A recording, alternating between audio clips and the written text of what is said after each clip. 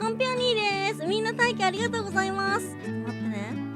これ危ない危ない。危ない危ない。ちょっとごめん、途中待機切れちゃってる。ごめんね。村田学ぶほろちゃん、まさはたちゃん、えいりゅうちゃん、かむいちゃん、かいろうちゃん、ウエストウッドちゃん、しょんぼりちゃん、ザムちゃん、ていちゃん、ミッチー、きょうたろう兄ちゃん、ベルちゃん、かんちゃん、うたうちゃん、かばんちゃん。どこまで行ったミッチー、ほろちゃん、かんちゃん、かいろうちゃん、しょんぼりちゃん、おやっちゃん、かむいちゃん、ぷよさん。ぷよさん来てくれてありがとうございます。いくばるちゃん、エールちゃん、かいかいさん、ていちゃん、せいじさん、村田学ぶ、したわちゃん。ホロちゃん、ベルちゃん、かいかいちゃん、かんちゃん、うたうちゃん、かむいちゃん。みんな来てくれてありがとうございます。コンピョニーです。今日もね、私服が見たいということだったので、一応私服でね、配信をさせていただこうと思いますよ。はいはい。あ、電脳ちゃんもいらっしゃい。来てくれてありがとう。ゆっくりしててね。今日も可愛いですね。今日この格好で病院行ってきた。今日この格好で病院行ってきました。そう、今日もともとね、病院行くって言ってて、で、病院行ってきたんですよ。今日も好き好き好き。ほんと私服可愛いですねって。私服や私服可愛くてありがたい。私服可愛くてありがたい。よきよき可愛いよ。ほんとありがとう。そう、今日ね、ちょっと前回いただいたお薬が合わなくて、で、再度ね、お薬のお話ししに病院行ってきました。この格好で。めちゃめちゃ可愛い。本当に病院お疲れ様でした。ありがとう。それ消費されるわ。どういうこと消費って。私服可愛すぎ。本当にそう、これ可愛いよね。これ可愛いよね。これさ、スカートっぽいけどさ、ちょっと待って。ちゃんとズボンなの。やばくない？これスカートっぽいけどちゃんとズボンなんですよ。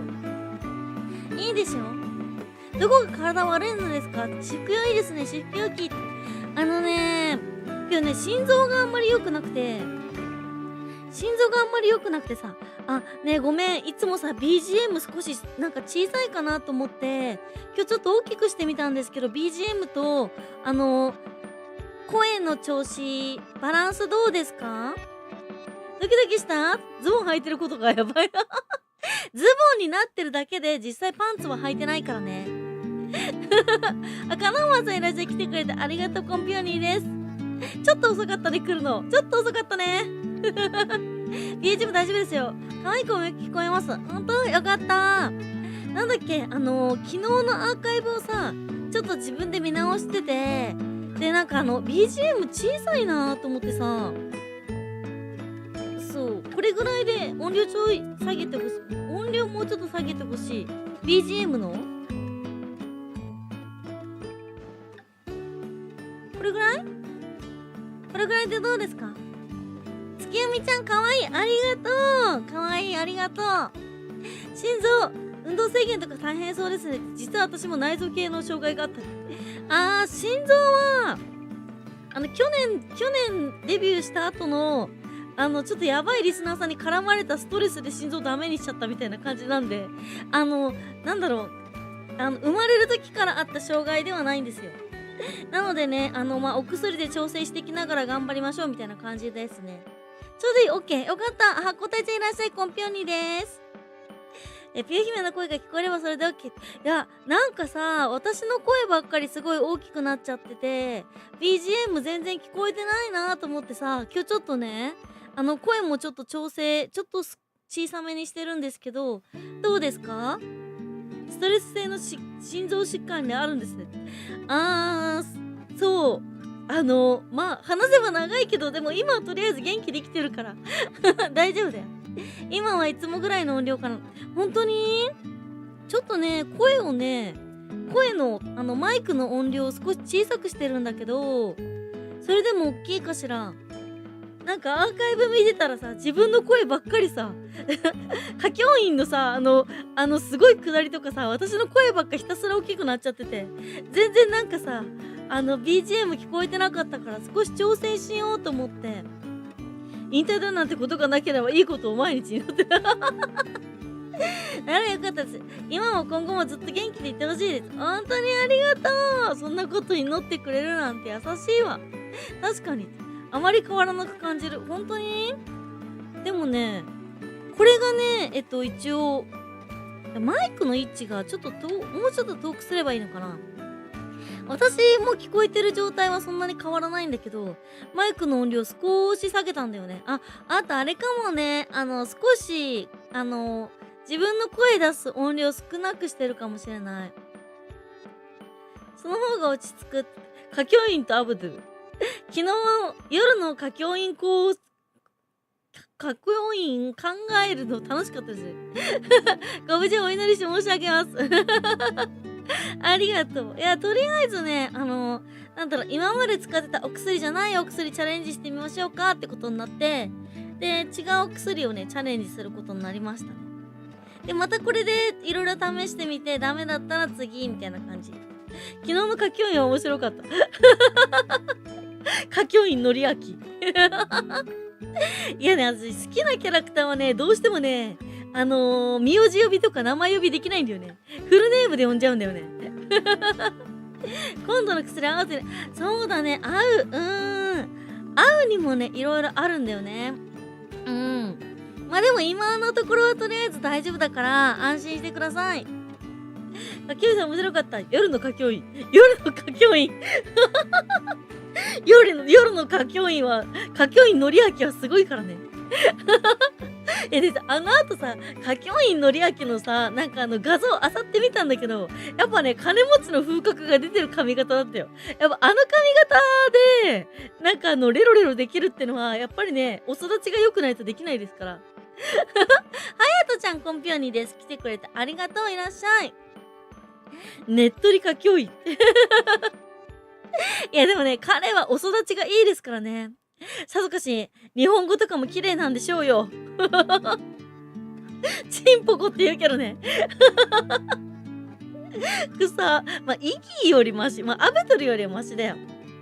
またね、レロレロは育ちが、いやいや、だからあれでしょ。それだけね、性教育もしっかりなさってるってことですよ。歌教員家は。女は舌で転がせみたいなね。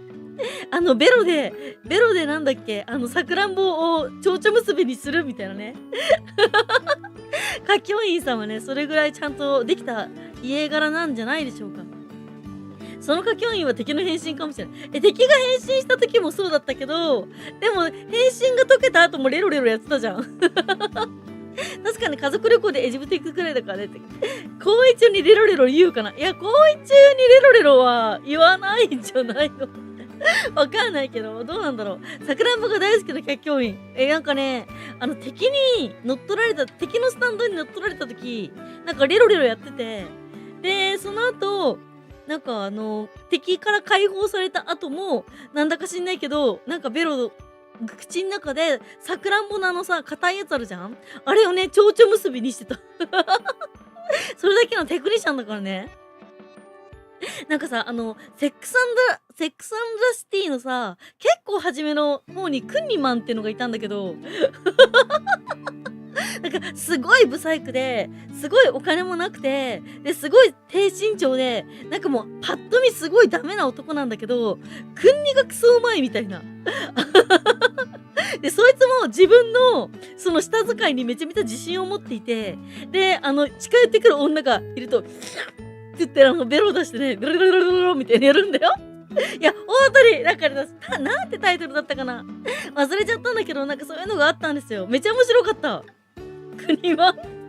いや、そいつ、マンホールを舐めることしかしないの。実際には、いたしたないんだよ。女を自分の、なんかベロで行かせることに命をかけてるっていう男の話が、セックスアンドザシティでやってた。いや、私の話じゃないからね、これ。あ、ねえ、あれよみんな。ついに、アダルトグッズ第2弾来ました。ちょっとね、おさらいしますと、前回ですね、アマゾンとかで、女性用のね、大人のおもちゃのレビューをしていただけませんかっていうね、DM が来たわけですよ。で、そこで私が、根節丁寧に、処女なんですけど、そういうのって使えるんですかみたいなことを送ったら、速攻でブロックされたの。失礼な輩でしょ。で、そんな中、今日私が病院行ってる時に突然ね、ピコンって来たんですよ。また。このようなおもちゃに興味はございませんかみたいな。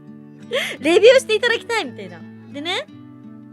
で、私はまた、前回と同じ文章をコピペして、すごく丁寧に、はじめまして、ご連絡ありがとうございます。VTuber として活動しております。ピオニーと申します。この度は、ご連絡いただき、誠にありがとうございます。ですが、一つご確認させていただきたいことがございまして、私、未だに処女でございますが、このようなおもちゃは、処女でも使えるんでしょうかみたいなことすげえ頑張って書いたわけ。そしたら、中に入れなくてもなんか大丈夫なソフトタッチななんかそういうのがありますとか言って、なんか謎のね、なんかすごいここビヨーンって伸びてるピンク色の棒をね突然なんか紹介されて、これなら処女でもいけますって言われて、もしかしてこの人私の配信見てんのかと思って、そっからちょっと返事してないんだよね。そっからちょっとね返事してないんだけど、この後なんて返事したらいいと思うこの後なんて返事したらいいと思いますか2度あることは3度あるブロックまでがテンプレートなのひどい記者会見場になるでしょ。伸びたらダメじゃないですか。どういうこと？ピンク色の棒草生えるわ難しいなね。返信しづらいだろ。いやだからなんて答えようかなと思って。村田学かっこ初見ってどうしたのそれ。村田学どうしたの？名前に初見ってついてるけど。やってみるとかやんないよ。ごめんなさい、申し訳ない。ちょっと性的なことにあまり興味がないもので。配信に来てコメントしてくださいって言えばいいのでは。確かにそういう風に言ってみようか。ぜひ私の配信に来て、商品のアピールをね、PR をしていただければと思います。みたいな感じで言えばいいかしら。ね、待って、村田学なんでカッコ初見ってついてんの？やっと気づいた。それめっちゃ嫌われるからやめた方がいいよ。さ、大体毎回来るのに、毎回初見ですって言って入ってくる、わざとそういうことやるやつがいるんだけど、それ、VTuber 界隈で一番嫌われる行為だから、まずやめた方がいいよ。コメント欄で PR の新しい。でもね、まあそこまでね、自信があるものでしたらね。いや、私もなんか村田学の後に、あれか、村田学他の女の配信者のとこ行って、なんか初見ってつけた、そういうなんか知恵をつけてきたってことですか？コメント欄でピーターだとして。初見詐欺は下手するとブロックされるくらい、私一人ブロックしてる。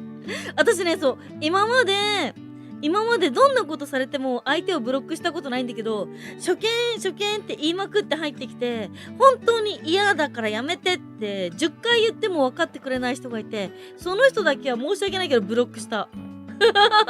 で、ちゃんと X でなんでブロックしたかも全部説明してブロックした。ワンちゃん誰かしら購入してくれるのでは？どういうこと？そらゼロさんこんばんは。来てくれてありがとう。ゆっくりしていってください。10回仏より優しいですね。私は基本的にね、誰かに何か、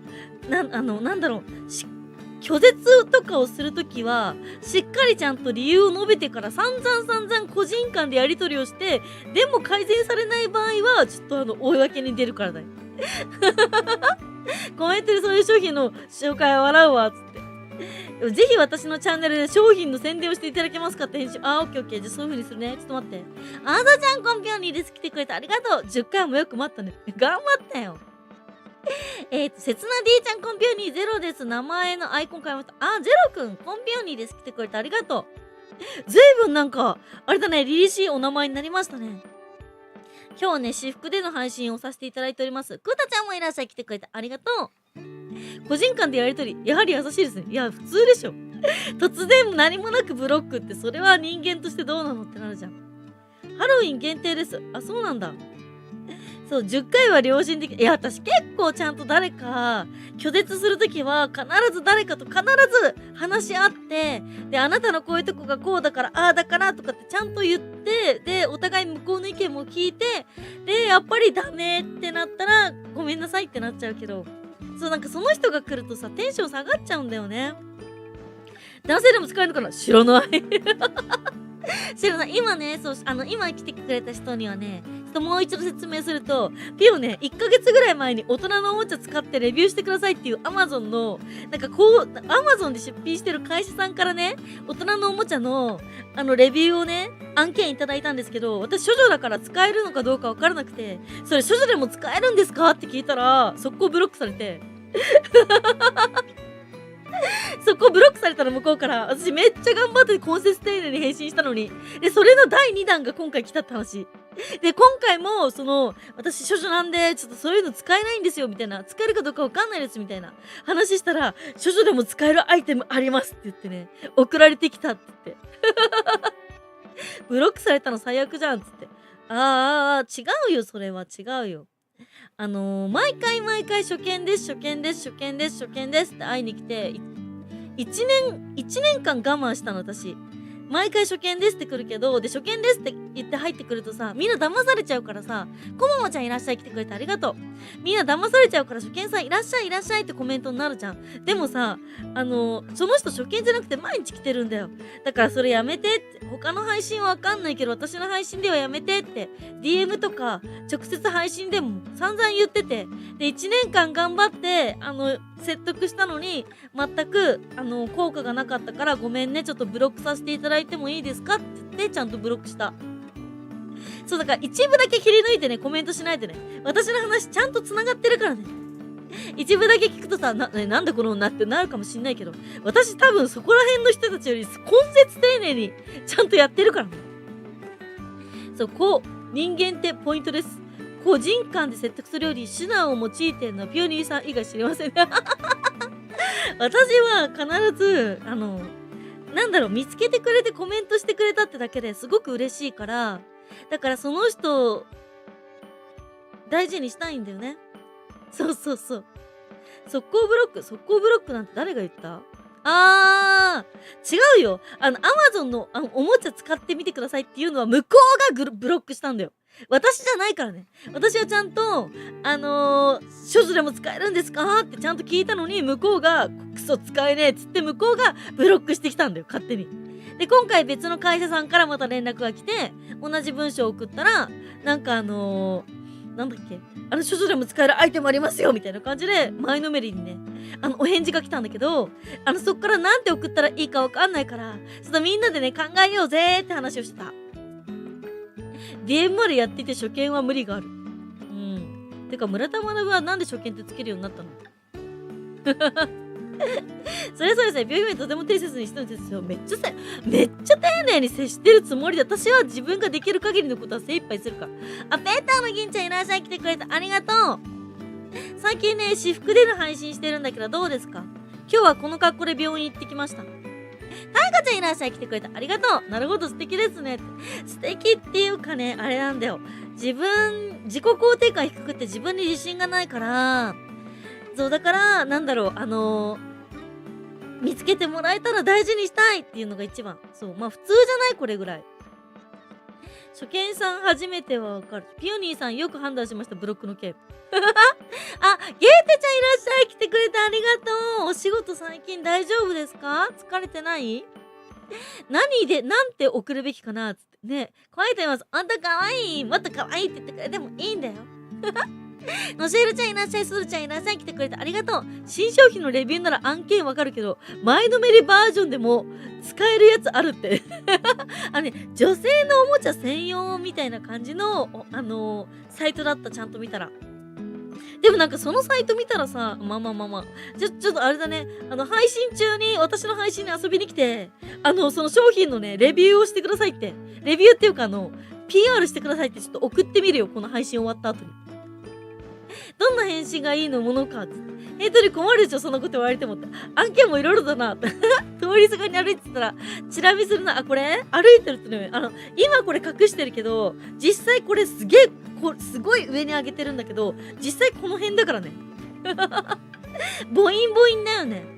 さっきワイが言ったけど、配信に来て配信を見に来てコメントしてくださいしかないような。自己肯定感低めですか？自己肯定感高めるには筋トレと言いたいところですか？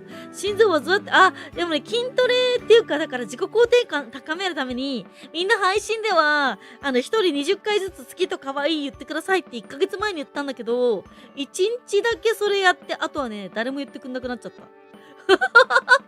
そう、私の配信、あれなんだよね。私のなんか話題の移り変わりも激しいけど、リスナーさんたちの来てくれる人たちの認識もね、すぐどっか行っちゃう。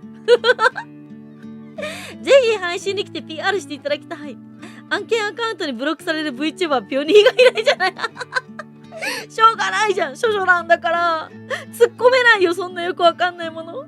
サイト見たの？いや、サイト見てない。なんかね、それ専用の、なんか写真と、そこだけのサイト、なんかそこだけの PR の、なんかそれだけ送られてきた。女性のおもちゃ。そう。なんか女性のおもちゃのレビューお願いしますって前言われて、で、処女だから、そういうのって使えるんですかって言ったら、即ブロックされて向こうから。で、今回またね、そういう案件が2回目来たっていう。カイカイちゃんないのね、ありがとう。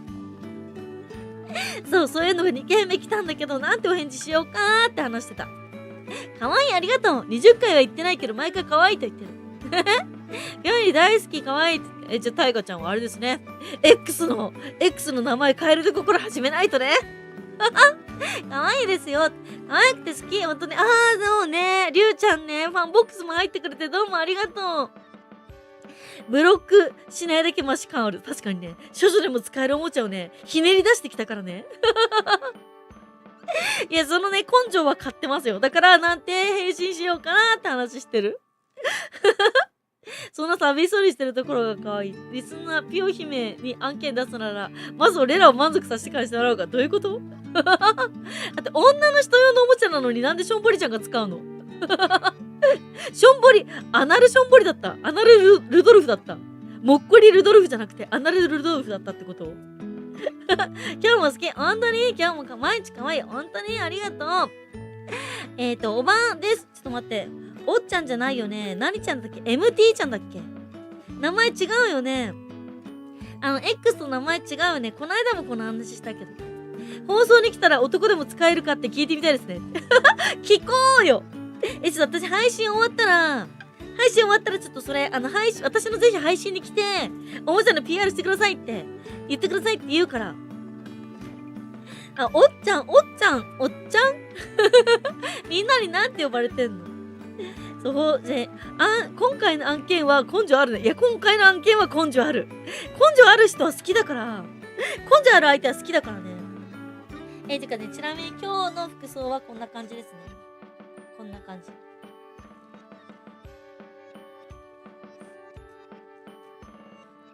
こんな感じとなっております。ゆきっちゃんいらっしゃい。来てくれてありがとう。コンピョーニーです。そう。モブティちゃんもいらっしゃい。コンピョーニーです。来てくれてありがとう。よいしょ。ちょっと待ってね。返信ネタ、レビューして赤バンされたら、賠償金丸々くらえ。確かに、赤バンされちゃったらやばいからね。今ちょっと私、イエローカードだからね。この服装二度見するな。この服装で病院行ってきました。私服はいつもこんな感じですね。でももうちょっと、これは結構ちょっともうちょっと可愛らしい服着てる。ブロックせずに敷居を踏み入れてきた度胸だけをはめてやりたい。もぶっちゃん。ウィズニーからは来てそう。ウィズニーって何？ウィズニーって何？ウィズニーって。眼福でありがとう。本当にみんな私のことをガチ恋になってください。好きになって。ピオとのワンちゃん狙いに来てください。あーぴーコンピョニーです。来てくれてありがとう。今日はスーパームーンですね。私のおっぱいもスーパームーンだぜ。頭おかしい。ムーンも、いつも満月やで。本当に配信来て、商品紹介してくれるなら歓迎する。いやね、本当にね。それだけね、根性があったらね、こちらもね、サポートさせていただきますよ。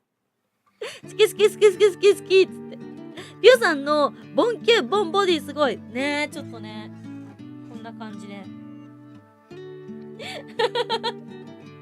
ウエスト今いくつなんだろうな。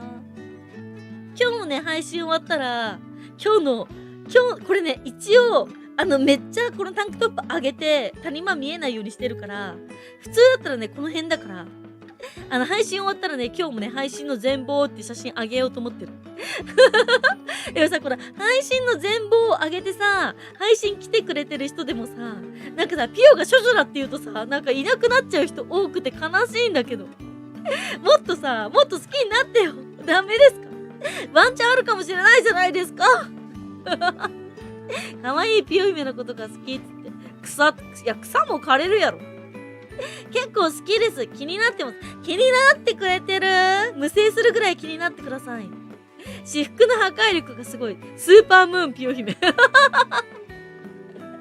父に代わってお仕置きを。今日はその谷まで泣きたい日でしたって。どうしたのかんこうちゃん。どうしたの？なんかあったの？本当に来てくれたらネタに死骸があるから来てくれないから。いや、本当だよね。あ、ゆいちゃん、コンピオニーです。来てくれてありがとう。今日はこの格好で病院行ってきましたって話。あれは破壊力抜群ですって。半分の有料プランに入るとピオちゃんの写真が見れます。ディスコサバに入れます。興味ある方はぜひ。ファンボックスね、500円から入れますからね。あ、さんちゃんいらっしゃい。来てくれてありがとう。いらっしゃいいらっしゃい。幕張メッセと知った途端の知る幕張メッセって何が悪い？そうだよ、処女の何が悪いんですか？こんなにおっぱい大きくて多少いい体つきしてて処女なんていいじゃないですか。ダメなんですか？処女って聞いた途端にさ、結構初見さんいなくなるよな。無声いつかするか。無声したら教えて。ピオでちゃんとね、夢の中で抜けたら。あ、京太郎兄ちゃんいらっしゃい。お兄ちゃんどうですか？妹の服装どうですか？今日のピオの服装はどうですか？かわつくないですか？これね、ちゃんとスカートクソ短いんだけど、中はちゃんとズボンになってるからね。階段とかでもね、大丈夫なんですよ。いつものダイレクトマーケティング。これはドラゴンボールの次元化大猿に変身してどういうことみんなで幕張メッセだと逆に喜びそうだな。幕張メッセ用はないってことか。悲しい。体つきはとても良いと思う。はぁ？ちょっと待って。おい、おかしいだろ。待って、おやっちゃんどうしたの？体つきはって何？体つきはってどういうこと？性格もそんなに悪くないだろうよ。性格も顔もそこまで悪くないだろうよ。ひどいな。めっちゃ可愛いでしょ？可愛いでしょ？普段はスマホでしか見れないから悔しいって。無声はしたことないけど、ピオ姫で興奮はしてる。そうかい。ゆっちゃん、ピオニー報告。そうだね。ピオニー報告してください、皆さん。ピオニーでピオニーを、ピオニーしてください。もう ED なので無声羨ましい。まあ、お子さんたくさんいらっしゃいますからね、もう。スーパームーンにも理由がある。顔も体も体も性格も可愛いです。本当にありがとう。可愛い？ありがとう。確かに体つきは最高ですよね。体つきだけですか？待ってください。体つきだけですか？もっと可愛いとこたくさんあるでしょ。確かに、ちょっと待って。性格も体つきもダイナマイト級にいいよ。確かに。わがままボディですよね。あなたたちにこの私の体をね、自在に操る能力があるのだろうか。どうなんだろうか。ちょっと待って、村田までもいなくなっちゃったけどどうしたの？名前を変更するのに手間取ってんの？名前ね、すぐ変更できないよ、2週間経たないと。女神ピヨ姫。顔も超美しい。顔も可愛いし、性格も可愛いし、体も可愛いし、全部可愛いはずですよ。たまに低くなる声がちょっとかっこいいと思ってる。基本的に私、声低いからね。そう、いつも多分これぐらいの声だね。いつもこれぐらいの声ですね。マジで、一番初めにね、バイトをした時に、バイト先のおばちゃんに、あんたもっと高い声出せないのって言われて、いらっしゃいませーって言ったら、やればできるじゃないのって褒められた。それぐらいには、低いと思います、声。気量の良さも素敵です。本当に全てが可愛い。ほんと声可愛い。ありがとう。顔も可愛い、性格も可愛い、喋り面白い、体はとてもエッチ。体はとてもエッチ。草スネークちゃんいらっしゃい来てくれてありがとう。顔も体つきも性格も良いけどピューちゃんで無声はないな。はいや、あんたは風俗行ってるからだろ。応募しようかな。何の応募？なんかあったっけ？なんかイベントあったっけ？性格に少々難あるが、すごく寄り添ってくれて優しい。いや、逆に難がない人なんているんですか？性格に。私だいぶマイルドな方だと思うんですけど。すべてがエッチ、そして美しい。本当にありがとう。そう、いらっしゃいませがソプラノ。いや、なんかね、あれだった。なんかね、めっちゃ高い声出せって言われた。怒られた。そんな低い声で接客ができると思うそんな低い声で接客がね成り立つと思ってんのみたいな感じでめっちゃキレられた。ギャップのある低音。でもあれだよ。声を作ってるわけじゃないから寝起きは多分おはようぐらいだと思うよ。だんだん喉が開いてきてこの声になる。応募ってこの配信のタイトルです。ガチ恋募集中。でもあれですよ。ピュンのガチ恋の定義ってね、たくさん配信に来て、たくさんコメントしてくれて、嘘つかない人だからね、ハードルはすごく低いと思うよ。不幸体質ですが、とても可愛いと思います。いや、もう不幸体質はね、しゃあないだわ。これはもうしょうがない。もうどうにもならないもん。てかね、これみんな見て。やばくない？マイクさ、ほら、落っことしてさ、へこんだって言ったじゃん、マイク。で、みんなどうせさ、そこまでやばくへこんでないだろうってさ、高く食ってたと思うけどさ、見てよ、これ、マジでベコベコなんだよ、こっち。やばないですか、マイク。そう。デビューしてからね、計10回ぐらい落っことして、ガチ恋目指していきます。本当に嬉しい。ありがとう。よかったらファンボックスも入ってね。どうぞ、れんちゃん、コンピューです。来てくれてありがとう。ムー太郎さんみたいな勢いだった。ガチ恋定義理解しました。なんだろう、まあさ、あれですよ、VTuber さんたちの配信だと、なんだろう、私あんまり VTuber になったの初めてだからわかんないんだけど、今日好き好きって言っててもさ、明日にはさ、好きじゃなくなっちゃうみたいな、そういう人多いじゃん。でもなんか私その切り替えができなくて、一回好きって言われると私もすごく好きになってめっちゃ大事にしたくなっちゃうの。だからなんか次の日に私の配信に来なくなってあんま興味なくなったってなった時のダメージが半端ないから。だからなるべく配信に来てくれてたくさんコメントしてたくさん仲良くなってくれる人が好き。いつもやばいと思ってるでマイク。いつもやばいと思ってるそのマイク。これやばいでしょ。一応ね、一応でも声は届いてるでしょ。逆によく耐えてるなマイク。そういうデザインかと思ったらガッツリへこんでる。そうこれガッツリへこんでんのよ。そういうデザインかと思ったらガッツリへこんでいつもやばいと思ってるそのマイクって。これはへこむ。その寝起きボイス髪かき上げながら見下ろしてくるイメージワンシーンをイメージしました。私大体ね、犬がね、2匹、スズミとキッカってワンちゃん、シーズー犬が2匹いるんですけど、そいつらに全身舐め回されて目が覚めるからね、気持ち悪くて。やめろーみたいな。そう、マイクが無下ねで、家の天井に穴開いたりして、たくましく生きてる姿、憧れる。そうね、8月のね、初めの台風8号で、台風9号でね、屋根と天井に穴が開いたぐらいにはね、貧乏で頑張ってますよ。耐久力20丸のマイク。影じゃなかったら、これ影じゃないよ。本当にへこんでんの、これ。ここへこんでるんよ。影だと思ってたって。マイクの耐久性は抜群だっつって。今まで影かと思ったらへこんでたのか。違う。べっこべこでしょこれね、マイクへこんでんのよ。姉子ーっつって。ベッタベタじゃないですかっつって。頻繁に配信来てコメントしてもらってピオ姫に可愛い好きを言い続けてます。ありがとう。ありがとね。嬉しいですよ。なんかね、あれですね。マイクは、ちょっとこれ、なんかだんだんダメになってきたら、買い替えようかなと思ってる。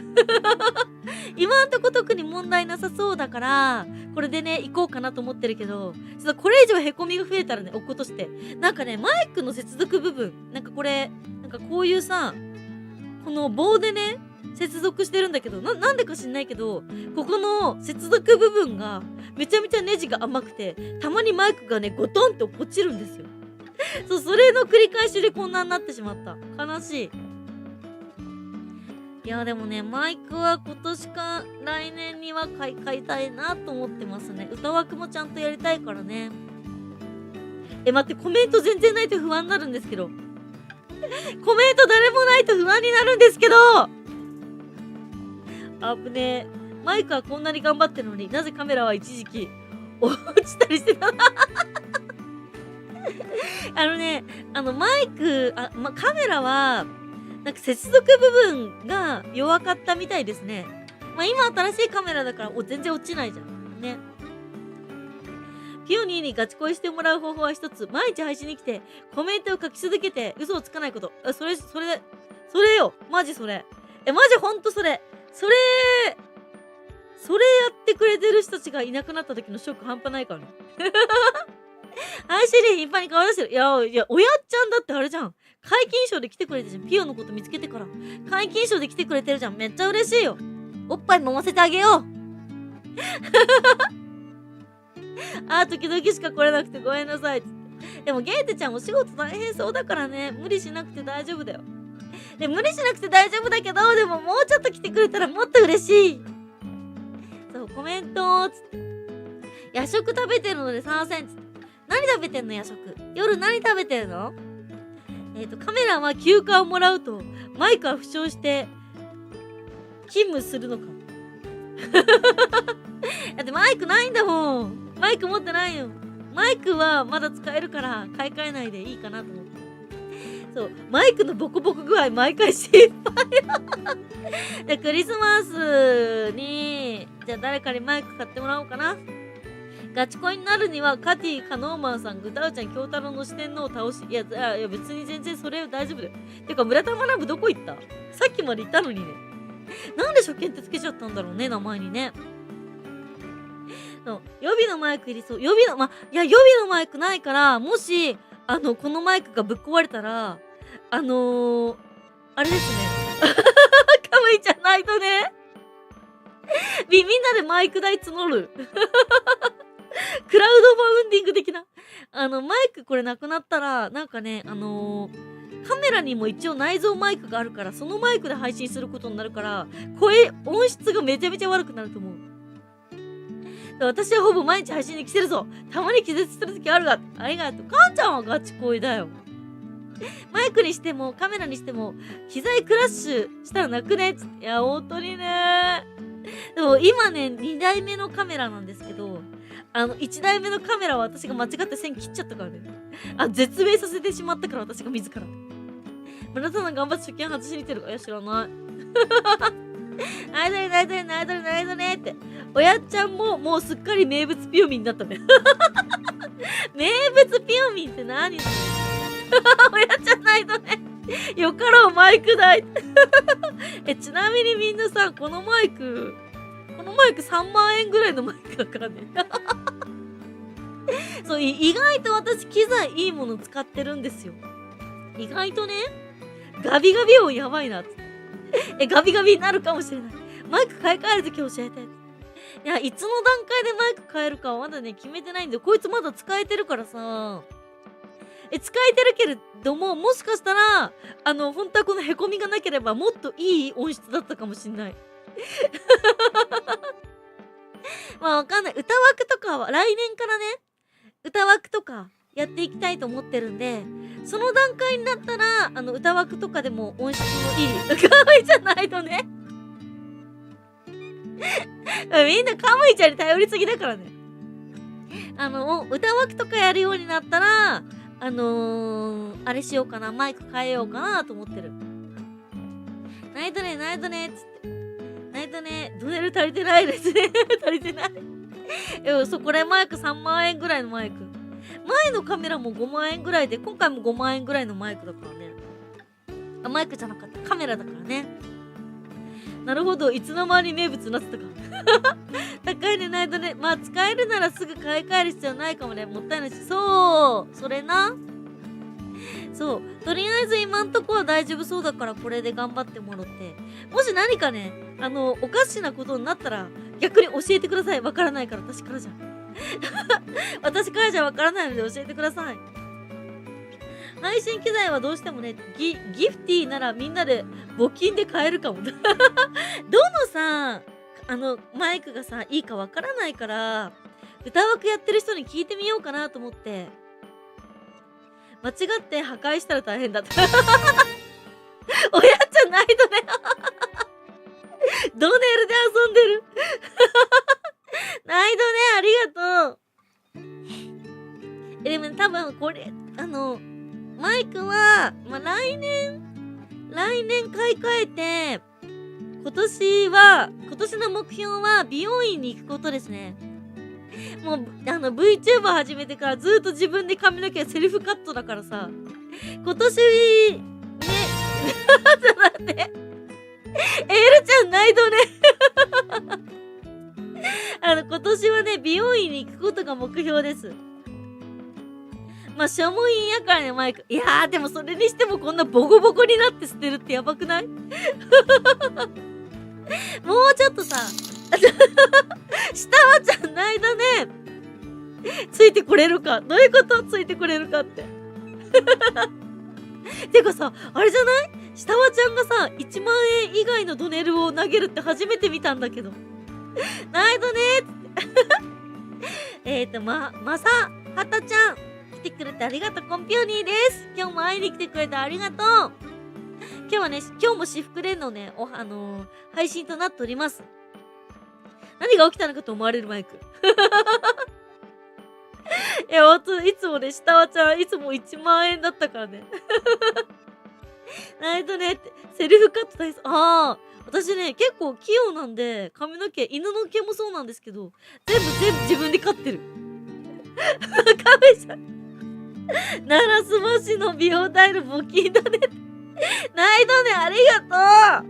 ナイトねねっていうかさ、嘘でもいいからさ、ちょっと今日さ、自己肯定感だだ下がりになってるの。だからさ、みんなさ、嘘でもさ、まあ、中途半端でもいいから、好きかわいいっていっぱい言ってもらっていいですか？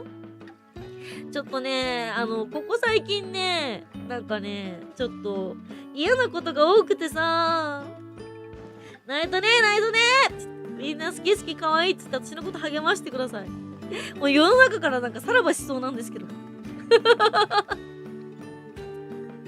で、ちなみにね、いただいたフランキで4日前からうずらの卵を育ててるんだけど、うずらの卵ね、明日、明後日ぐらいになったらその中が成長してるかどうか見れるんだって。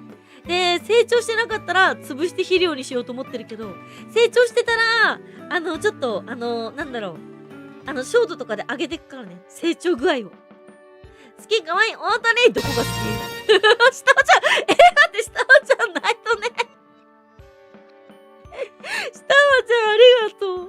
いいんですか？いやもう泣きそうなんだけど本当に可愛いです。美しい。鳥出てくるかも。そう、うずらも出てきちゃうかも。犬もウサギもカメもいるけど鳥も出てきちゃうかも。好きって愛してるってそれは嘘でしょ。歌うは嘘でしょ歌うちゃんは風俗言ってるから嘘でしょ好きだと思ってくれてるけど、なんか妹的な感じでしょ。ゆひめ好き可愛すぎるって。ホロちゃんの好きは肉欲でしょあんたは肉欲だろ素顔も見せたでしょって。本当に可愛いって。ありがとう。もっと可愛いじゃなくて好きって言ってくださいよ。ナイトレッツ、さっきは桁を間違えました。いやーかもうさ、もうありがとう。ちゃんとみんなに恩返しするからね。さらばしちゃダメですよ。好き好き可愛いです。本当に信じていいですか、その言葉。ピヨ姫の家が動物園だ。エリュちゃんないのね。ラブ、本当にありがとう。ピヨ姫の家が動物園になってくっつって。なんだろう、私、最終的にはポニーと住むのが夢だから。ナイドねって。そうだよ、肉欲だよ。でも肉欲だけじゃないし、好きだから好きって言ってるんで。でもさ、ホロちゃん的には私の肉体は X ビデオみたいなもんでしょ。いや、ポニーと住みたい。ポニーと住むのが夢。ムツゴロウは、あれは北のクソジジイって言われてるから。動物業界で、めちゃくちゃ評判悪いから、あの人は。やばいですよ。まあ面言とかがあれば、こういう話もね、動物業界の闇、裏側みたいなの話せるんだけど、ちょっと今はね、公開されてるから皆さんにね、あんまりちょっと喋れないんですけど。はい、信じてください。ぷよぷよいいんですか？ぷよぷよのラブもらっちゃっていいんですか？でもさ、そういう風に言っててさ、ぷよぷよが突然配信来なくなったら私泣き出すよ。ぷよぷよが私の配信来てくれないって泣き出すよ。性格がお好き、本当にありがとう。ここに来て X ビデオ。いやー、X ビデオでしょ。いや、時代は X ビデオだよ。私最近ハマってるのが、X ビデオの、なんかキリンディルドがズボズボうんたらのティーンがどうのこうのっていうタイトルのあれがね、映像がね、めちゃめちゃすごかった。人間ってここまで来たら、キリンディルドみたいなのがあるんだって。それを、なんかぶっ刺されて、あへあへあへってやってて、海外の方ね。それでね、マジ本当に、世界って広いんだなーって改めて実感したよ。いや、バーフバリ見た時も、結構インドってやばいんだな、すごいんだなと思ったけど、やっぱりね、直接的にね、マウント取られるのは X ビデオだよね。それに引き換え日本の AV ですよ。もうね、ぬるい。もう、本当に演技ばっかりぬるい。君たちもね、ちゃんと真のエロスでね、その股間をね、いい行為してください。そう、俺はピオちゃんでラウンド抜いたことか。しょんぼりちゃんはさ、いい加減にしろ。で全然タイトルっては想像つかない内容すぎる。真面目に頑張ってるピヨ姫好きって。エロス大事。エロス大事だよね。なんか前にさ、ピオの実写のさ、チェキくださいって人いたんだよね。あれって需要ありますか？なんかね、全然ピオの実写のチェキとかもね、販売はできるんだよね。頑張れ、シミケン先生。シミケン確か引退してなかったっけ？あの人引退したよね。ぬるいのでいいかな。いや、おっちゃんね、あれ、演技だし、最悪、マンホールに突貫工事すらしてない場合もあるからね。モザイクという名のマジックで。日本はね、嘘ばっかりだから。X ビデオか。うわー、X ビデオ最高だろ。同人誌書くとき、大体の同人作家さんがみんな X ビデオ見てるからね。あれは同人誌の教科書ですよ、皆さん。なんでや。愛のまほろのエチエチ動画最高やろが、愛のまほろ知らない。ごめんね。他の何興味ない。申し訳ない。あと、私、実際に現場とか、なんだろう、結構大手の、AV 会社の、画像加工とか動画加工とか、あと広報として働いてたことがちょっとだけあって、なので、現場に行ってるんですけど、知らしめられた。すべてを。嘘だって。私はね、その時ね、サンタさんはいないんだなって改めて思った。もし、本当はムツゴロウさんはよしよしで実際食われてるし、よしよしよし、グワーって。病姫のエルス分は大事。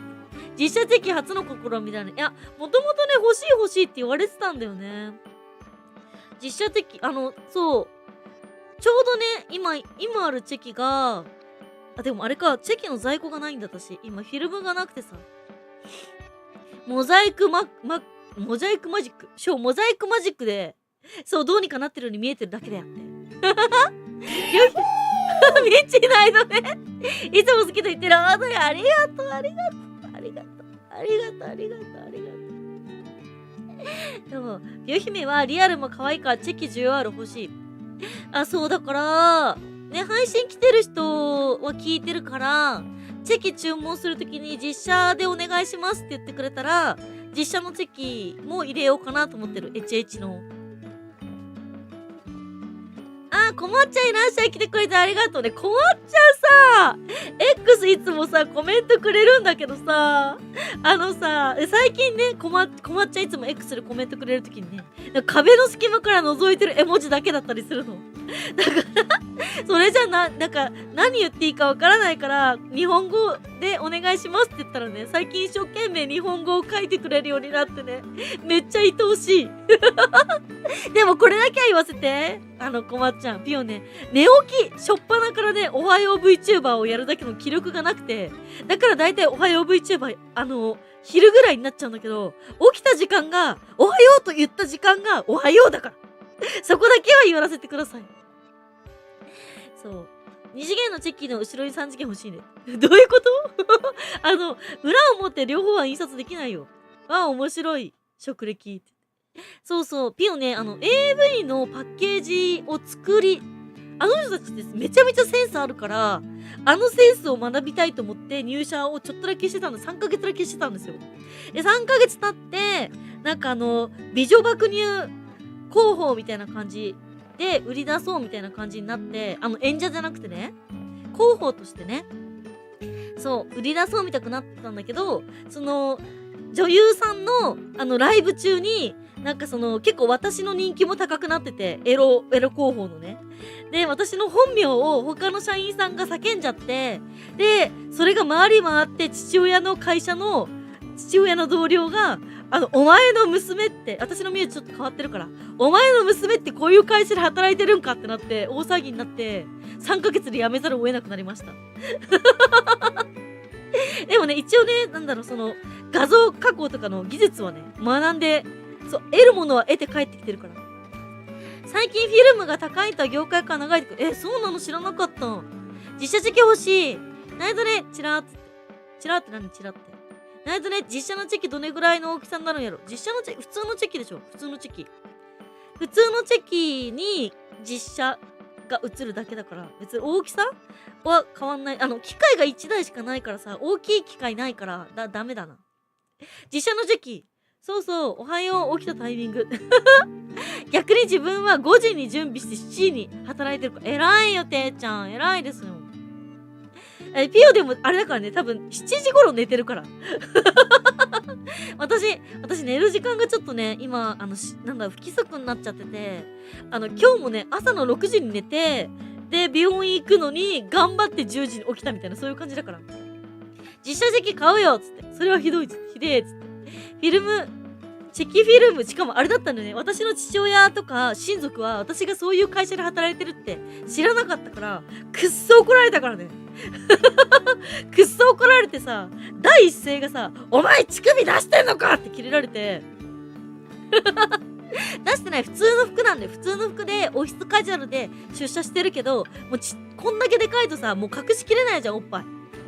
だから、私のこういう広報が働いてるよっていう顔だけ映さない微妙な体だけ広報の X で載せてて、で、結構人気沸騰しちゃって、で、それで、どういう解釈になったのか知らないけど、ピオの父親ヒロシは、なんか突然ね、電話かけてきて、お前乳首出してんのかーっつって、第一声がそれだった。お前こういう会社で働いてるの、どういうことやってんだとかじゃなくて、どういう解釈をしたのか知らないけど、突然乳首ネタだった。めっちゃびっくりした。夜行性っていうかね、あれ、課題が終わらんのよ。そう、私も早く寝たいんだけど、そう、私一応ね、初見さんいないとは思うんですけど、今、専業学生ニート VTuber なんですよ。なので、学校の課題が終わらなくて、で、なんだろう、昼間よりも夜のがね、夜型、そう、確かに夜行性だから、結構ね、集中できるから、夜ね、作業っていうか、作品作りしてるんだよね。それでね、寝るのが遅くなったりする。実写時期買いますっつって。明日も仕事です。いや、頑張ろうね。みんなも明日仕事でしょ。第一声が乳首。エロは永遠だよなーってなる事件。親父さんってか、父ひろしね。実の父ひろしね。エリュちゃんないのね。チキ。反映されるだろうか。ほんと、でもエリュちゃんね、最近見つけてくれたのにずっと好きって言ってくれるから。でもあれだね、これちょっと言わせて。8月に見つけてくれた人も、毎日配信来てくれて、毎日好きって言ってくれてたのに、突然9月から来なくなっちゃったことあるの。そう、だから、その人の好きは、2ヶ月ぐらいまで2ヶ月3ヶ月ずっと一緒にいてくれたら、好きを、ピオも好きってなる。そう。怒るならちゃんと感情を見てから、情報を見てからにしてほしいですね。いやー、でもねー、あれは痛かったよ、さすがに。いや、違うよみたいなことめっちゃ言ったんだけど、でも実際なんで、裏のパッケージとか、あと、VR とかだと、パッケージじゃなくてさ、ダウンロードだから、それ専用のなんかそういう、パッケージみたいなの作るじゃん。それは私が作ってたから、だからモザイクとかかけたりとかするのもしてたから、まあ、あながち、私は出してないけど、相手の乳首は見てたみたいな。そう。あながち間違いではない。それでやめたなら訴えられてもおかしくない。いや、本当だよね。本当だよ。最低だよ。まあ別にそこにね、長くいようと思ってたわけじゃないから、いろいろ学校に行ったりとかするためにお金貯めたくて働いてたからさ。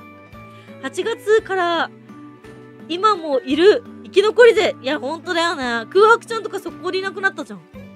根に持ってるから私。もし見てたらね、自分の名前出てるぞ、空白。マキシマージャーちゃんいらっしゃい。来てくれてありがとう。コンピオニーです。今日も私服で配信してます。好きですよーつって。おやっちゃん。でもね、ピオね、おやっちゃんとはね、相性いいと思う、結構。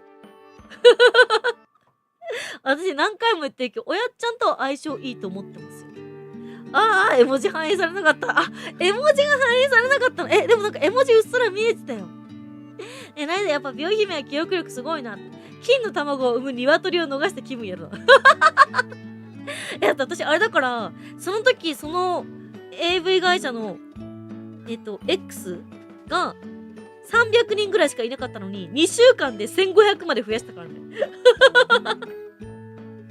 インプレッション数も相当増やして。だから広報としても才能も多少あったし、画像編集能力ももともと結構ちゃんとあったから、だからね、ほんと結構転職だったんだけど、本名をばらされてやめざるを得なかった。そう。よしき先生コンピオに、ひろしんちゃんコンピオに来てくれてありがとう、いらっしゃい。今日も私服で配信です。今日はこの格好で病院行ってきました。2週間で1500はすごい。いや、すごくないよ。だって私あれだよ。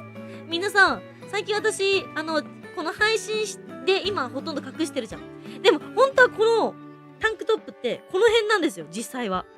だからその状態の写真アップするじゃん。そうすると、だいたい、チャンネル登録者数20人ぐらいと、あとフォロワー数が100人、200人単位で増えてるから、だからこれずっとやっていけば、ちゃんと増えると思います。ただでもさ、チャンネル登録してくれてもさ、コメントとか、あと、配信に来てくれない人とかがいるから、それは寂しいよね。せっかく見つけてくれたんだったら仲良くなってほしい。センスあるんだね。いや、センスの塊しかない。そう、芸術とか美術系しか才能ないから、そう、名前出した社員責任取らされなかったよ、あいつ。しかもそう、そのね、もうこれはまた別の時に言うわ。ピヨ姫配信でそれを言われると、抜きの巨人に食われてしまう。でもあれでしょ、みんな私の脊髄液入りのクッキー食ってんだから、みんな抜きの巨人だよ。ピヨ姫のデザインセンス社会でも必要だろうし、やめさせちゃったら大打撃。隠れる達人ちゃん、つい先日ピオニーさんを知りました。お洋服すごく可愛いですね。本当に？でも結構ボーイッシュな方なんだよ、今日。可愛いですか？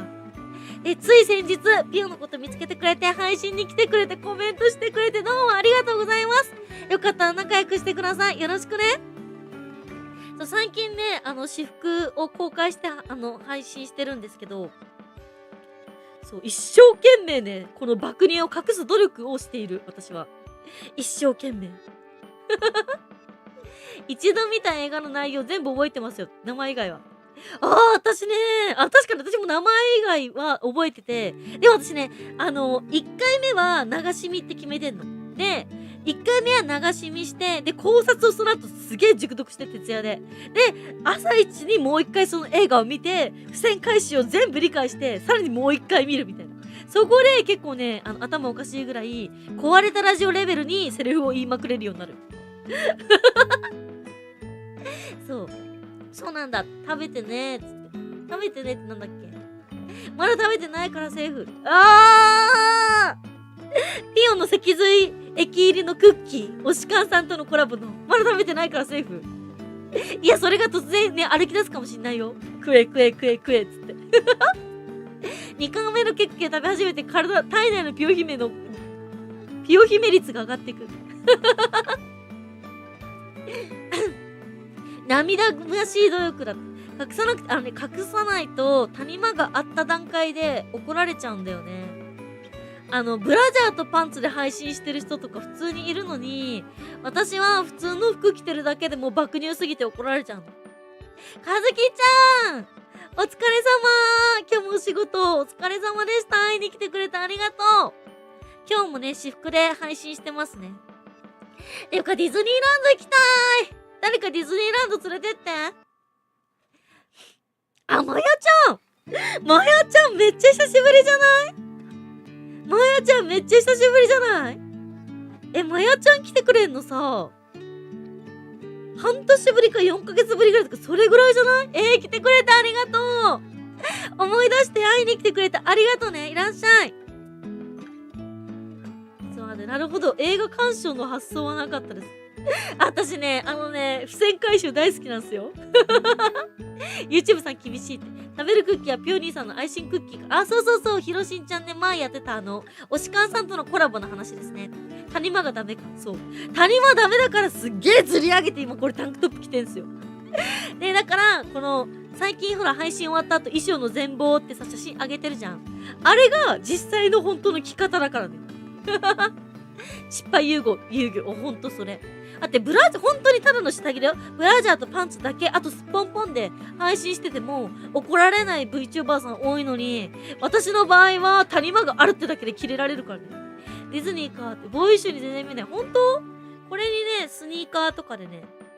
で、あと前掛け、なんだっけ、おっぱい、パイスラスタイルで病院に行ってきた。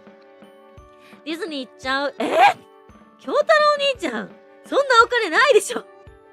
見え張らなくていいんだよ。いや、ディズニー行きたい。宿泊はミラコスタですか？いや、ミラコスタ代はおやっちゃんが出すから。そう、ミラコスタ代はおやっちゃんが出すからね。ディズニーとか10年ぐらい行ってない。そうなんだ。ピオね、コロナ禍の時に空いてる時はね、結構行ってた。ね、3ヶ月に1回ぐらい行ってた。でも V 始める準備中ってなってからはもう1回も行ってない、ずっと。ディズニーチケットってそんな高いの？いや、チケットも確かね、1人9700円で、最近ファストパスがなくなってさ、ファストパスの代わりに、なんか早く入れる人は2000円払えみたいな、そういうなんか成金しかもう太刀打ちできないみたいな、そういうパークになりつつあるからさ、X のポスト見直してきました。今日から私服の全貌ポストを見ますね。ぷよちゃんよかったらね、ファンボックスっていうのがあって、ファンボックスのね、入っていただくと500円から入れるんだけど、そうすると専用ディスコードにね、招待されるんですけど、そこでね、ピオがコスプレしてる写真とか、お顔とかね、お顔も全部写ってるし、お尻も全部写ってるし、胸も全部写ってるから。よかったらね、よろしくお願いします。ピオちゃんのためなら稼ぐかな。本当にでも、京太郎お兄ちゃんとだったら楽しいディズニーになりそうだよ。逆転の発想で谷間を作らないように左右にずらせば、やってみますか？これが今目いっぱいずらしてる状態だけど、所詮こっちに肉があるから意味ないんですよ。わかりますか？そんじゃそこらの貧乳じゃないんで、ダメなんだよ。谷間にはならなくても横にこう来ちゃうから、離れ乳になっただけなんですよ。そう。頻度高いですね、ディズニー。そう。あの時はね、めちゃめちゃ行ってた。ディズニー行ってみたいなーつって。チケット代安いかな？安くないでしょ。そう。一人だいたい9700円で、中で食事するんだったら、そのレストランの予約とかも多分しなきゃいけないんだよね、今って。そう、立ち食いだったら大丈夫だと思うんだけど。で、レストランがだいたい3000円とか4000円とかでしょ？で、乗り物ファストパスとか使わなければ、それで済む感じだよね。結構前ディズニーも高かったんだよな。ディズニー、前は安かったよ。だって、一人8000円、9700円の前は8700円ぐらいじゃなかったっけ？ 1000 円アップだよね、確か。ディズニーは1日券が大人10900円みたいな。900円。900円ってなんだ？一日レートキャンって言ったらディズニー連れてくる。そうなんです。皆さんね。今年、冬コミ、いつも夏コミもね、参加したんですけど、ピオニーチャンネルで、ピオがね、こちらのね、二次元の衣装を全部自分で手作りして、ハゼさんじてね、皆さんに手売りで、グッズをね、自分で作ったのをね、売っていたんですけど、冬コミもね、こちらの衣装で参加予定なのでね、本当はその冬コミ30日なんですけど、29日にピオニーちゃんの、3次元のピオニーちゃんとオフ会をして、立食形式でね、ちゃんとパーティー会場を借りて立食形式でやって、で、次の日、コミケっていう話だったんだけど、ちょっと心臓の状態があまり良くないので、来年の5月の終わりか中旬ぐらいに、ピオニーちゃん誕生日会をね、オフ会しようと思うので、よかったらその時まで好きでいてくれたら嬉しいです。なるほど、早速行ってきますね。どこに行くの？値段笑えないほど高くなったしな。なんか高くなったよね。移動するときにアメリカンウォーターフロント、ボートディスカバリーだよね。私ね、基本的に徒歩で行く。徒歩で行って、一応ね、アメリカンウォークフロントとか、列車でしょ？列車とかも使うんだけど、一回、昼間と夜1回ずつ乗って、あとは、基本的に徒歩です。徒歩。ってことで、こうかなし。ツイッターのピオニーちゃんの私服、全部可愛い。ワンちゃんも可愛い。本当に？ピオニーガチ恋してくれたっていいんだよ。そう、私3次元でも2次元でも存在してますんで、なんだったら4次元にもいるかもしれないですからね。そう、ワンチャン狙える VTuber です。ちょっと少女膜張ってるんで、ちょっと、難易度高いですけど。攻略難易度がね、星5つですけど。おっぱい触るのは星1つですね。ユニバより高いやんけ。ユニバーさあ、ファストパスなくてもなんだかんだ意外にすくすくいけるからね。ホテル代込みのチケット代が25,900円みたいな。ホテル代ってさ、それミラコスタのホテル？それとも周辺ホテルかな？ディズニー高いな。確か前のディズニーランドがシーンに持ってたお金は2万円だった。早速支援してきました。ファンボックスかな？ファンティアかな？そう、ファンティアもやってるんですよ。ファンティアはね、乳首もろ出しです。乳首ボロンボロン出してる。むよさん判定が早いっつって。まさかの4次元。ユニバの方が近いし、でもさ、ユニバさ、あれだよね、なんだっけ、ピオさ、モデルの仕事とかでよく大阪に行ってたんだけど、その時にユニバ行ってたんだけど、毎回。今ユニバさ、あれでしょ？なんだっけ、これ、なんだっけ、スターウォーズじゃなくて、スパイダーマンのアトラクションなくなっちゃったんだよね、確か。ユニバの方が違うじゃん。難易度、ルナティックで草。どこでもドア。ファンタジースプリングスってチケット、ファンタジースプリングスって宿泊できるの？あれってあれだよね。なんだっけ、ラプンツェルだよね。ちょっとこれちょっとあんまりこれさ、普通の配信で言うのあれなんだけどさ、ピオの学校のね、クソ意地悪だった先輩がラプンツェルの歌歌ってるから、なんか小学校の時って、高学年の人が小学校1年生ぐらいの子たちの、運動会のダンスを教えるっていう風習があったの、ピオの学校。なんだけど、その、ピオが1年生の時に、その高学年だった先輩が、なんか知んないけど、あれだったんだよね。めっちゃクソ怖くてさ。いや、ラプンツェルね、嫌いなんだよ、私。パイ揉むのにお付き合いするので、パイを揉むのとお付き合いするので、難易度の天と地とのさ。ファンタジースプリングスってチケットしまってなくなったって何がそうそう、スパイダーマン私好きだったのにさ、スパイディの尻がさ、もっこり尻を見るのが大好きだったのに、なくなっちゃってめっちゃ寂しいよな。マリオになった。待って、スパイダーマンぶっ壊されてマリオになったん？ふざけんなよスパイディ返せ楽しかったね、スパイダーマンね。でも私スパイダーマン乗った後いつもゲロ吐いてた。あとなんだっけ、ジュラシックパークのさ、恐竜に乗って、足がさ、床がないやつあるじゃん。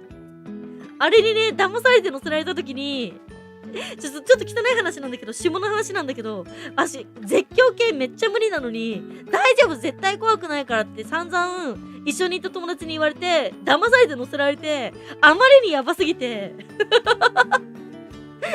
パンツ吹っ飛ばして、タンポン吹っ飛ばしたことがある。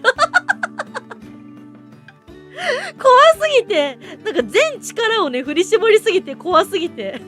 だから、未だに、多分、ジュラシックパークの上に貼ってある、なんか網あるじゃん。あそこに私のパンツとタンポンがどっかにある。いや、満圧が 100% になったんだよ。で、スポーンって抜けて。で、その後めちゃめちゃ泣きまくって。で、なんかね、女性用パンツは売ってないけど、トランクスは売ってるから、だからそれトランクス買ってもらって、で、帰ったっていう、そういうね。いやさ、死んじゃうかと思ったんだよ、マジで。マジで死んじゃうかと、本当に恐竜にさらわれるってこういうことだと思ってね、ほんと怖かったんだよ。で、全力をね、そう、マンっていうか、あれだよね。全重力がね、ここに集結してしまって、素晴らしい満圧をね、披露したっていう、そういうね、悲しい思い出がありますね。ジュラシックワールドの、あそこには。ちょっと待ってね。これさ、時計見えないんだよな。これでいいか。そう。パンツ吹っ飛んだ。いや、パンツどころか、入れといてタンポンも吹っ飛んだ。最低だからね。そんなことあったの、ピョリさんのパンツ。だから、未だに多分ジュラシックワールドの周辺の上のネットあるじゃん。ネットには私のパンツがどっかに引っかかってる可能性がありますね。絶叫系心臓の疾患ある人違う、ぷよちゃんね。ピヨがデビューしたのが去年の1月21日で、そこからちょっとやばいリスナーさんに絡まれ続けられて、で、嘘を全部信じて一生懸命付き合ってた結果、去年の7月から8月の間で心臓ぶっ壊れて、で、半年間休止して、今年の1月21日に復帰してるのね。だからそれ前の話だから大丈夫です。心配してくれてありがとね。どうやったらパンツ脱げって思うんだよ。いや、足またつかせたんだよ。うらーみたいな。本当に怖かったんだよ。いや、みんなさ、バカにしてるかもしんないけど、人間本当に怖くなると何が起きるかわからないからね。さすがにもうないと思いますけど、いや、わかんないじゃん。名物になってるかもしんない。さすがに風でどっかに飛んでってると思うよね、つって。楓ちゃん、コンピョニーです。来てくれてありがとう、いらっしゃい。ていうか、みんな知ってた？今日まだ木曜日なんだぜ。メンテのスタッフも驚き。いや、本当に驚き。いや、私が一番驚いたよね。足ばたつかせて脱げるパンツって。今ね、絶叫マシンに乗った時に、パンツが飛んでっちゃったって話してた。あと前話したけどさ、ディズニーのさ、センターオブジャーサーじゃなくて、違うな。なんだっけ、タワーあるじゃん。なんとかタワー。テラータワーだっけなんだっけなんとかテラーあるじゃん。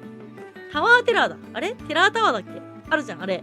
あれ初めて乗った時に、怖くない怖くないって散々言われて乗せられてさ、その時にめっちゃ怖くて、落ちるじゃん。何回も何回もさ、ガンガンガンガンみたいな感じで落とされるじゃん。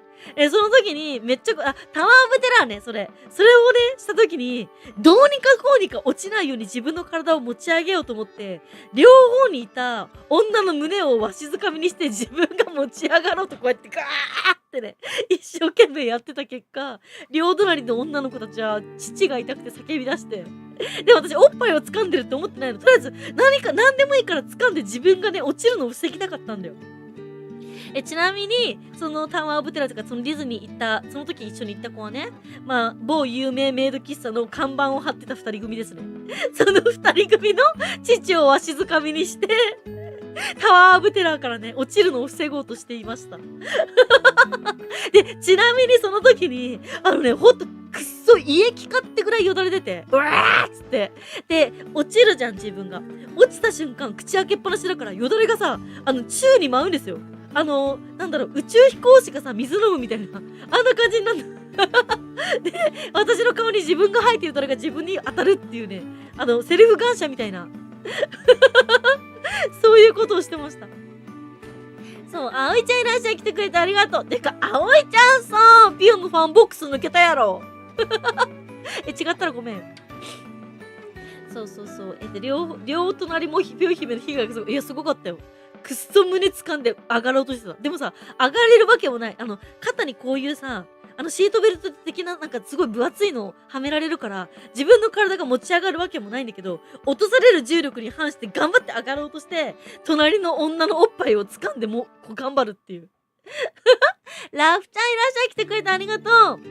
でもね、ディズニーランドは基本的に優しいから、タワーオブテラー以外だったら乗れる、全部。大阪のさ、ユニバは、よくわかんない、恐竜のやつ以外だったら乗れる。大丈夫。C の方行ったこともある。私ね、C しか行かない。ランドは、小さい時にランドいっぱい行ったから、なんだろう、ある程度さ、まだ入ってない。いや、違う葵だった、ごめんね。なんだっけ、結構、私ね、なんかギャーギャー騒がれちゃったりとか、人混みがすごく苦手なんだよ。だからなんか C ってさ、結構いい感じにばらけるし、あとなんか結構さ、なんかお酒飲めるところもあるし、大人っぽい空間が多いじゃない？だからね、基本的に友達と行くときは C なんだよね。メイド喫茶の女性スタッフさん。いや、一緒に働いてたメイド喫茶の女の子。その子たちと、全員で行っちゃうと、お店が回んなくなっちゃうから、2日間かけてみんなで忘年会的な感じで、メイド喫茶の子たちで、ディズニーシー行こうって話になって、で、私が幹事だったから2日間とも行ったんだけど、で、そのうちの一番初めに、なんかタワーオブテラーはそんな怖くないって言われて乗せられて、そいつらの父を絞り散らかしたっていう。そう。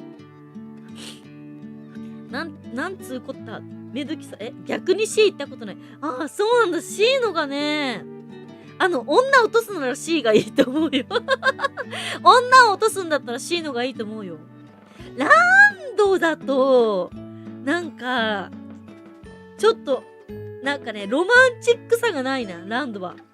うん。やっぱね、4人と行くには C がいいと思います。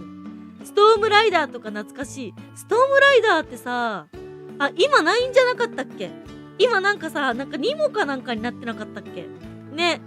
私、ストームライダーのお姉さんのね、言葉全部覚えてるよ。あとね、なんだっけ、インディ・ジョーンズのさ、一番初めにさ、出てくる骸骨みたいのがね、入り口にね、出てくるんですよ。まあ、始まって。で、そいつがね、言う言葉が、なんだっけ、じゃあその時に、インディ・ジョーンズ始まった時に、初めにインディがいるんですよ。で、ここは観光客が来るところじゃないぞっていう言葉と、あと2種類あるんだよね。なんかこんなところ何してんだみたいな感じだとか。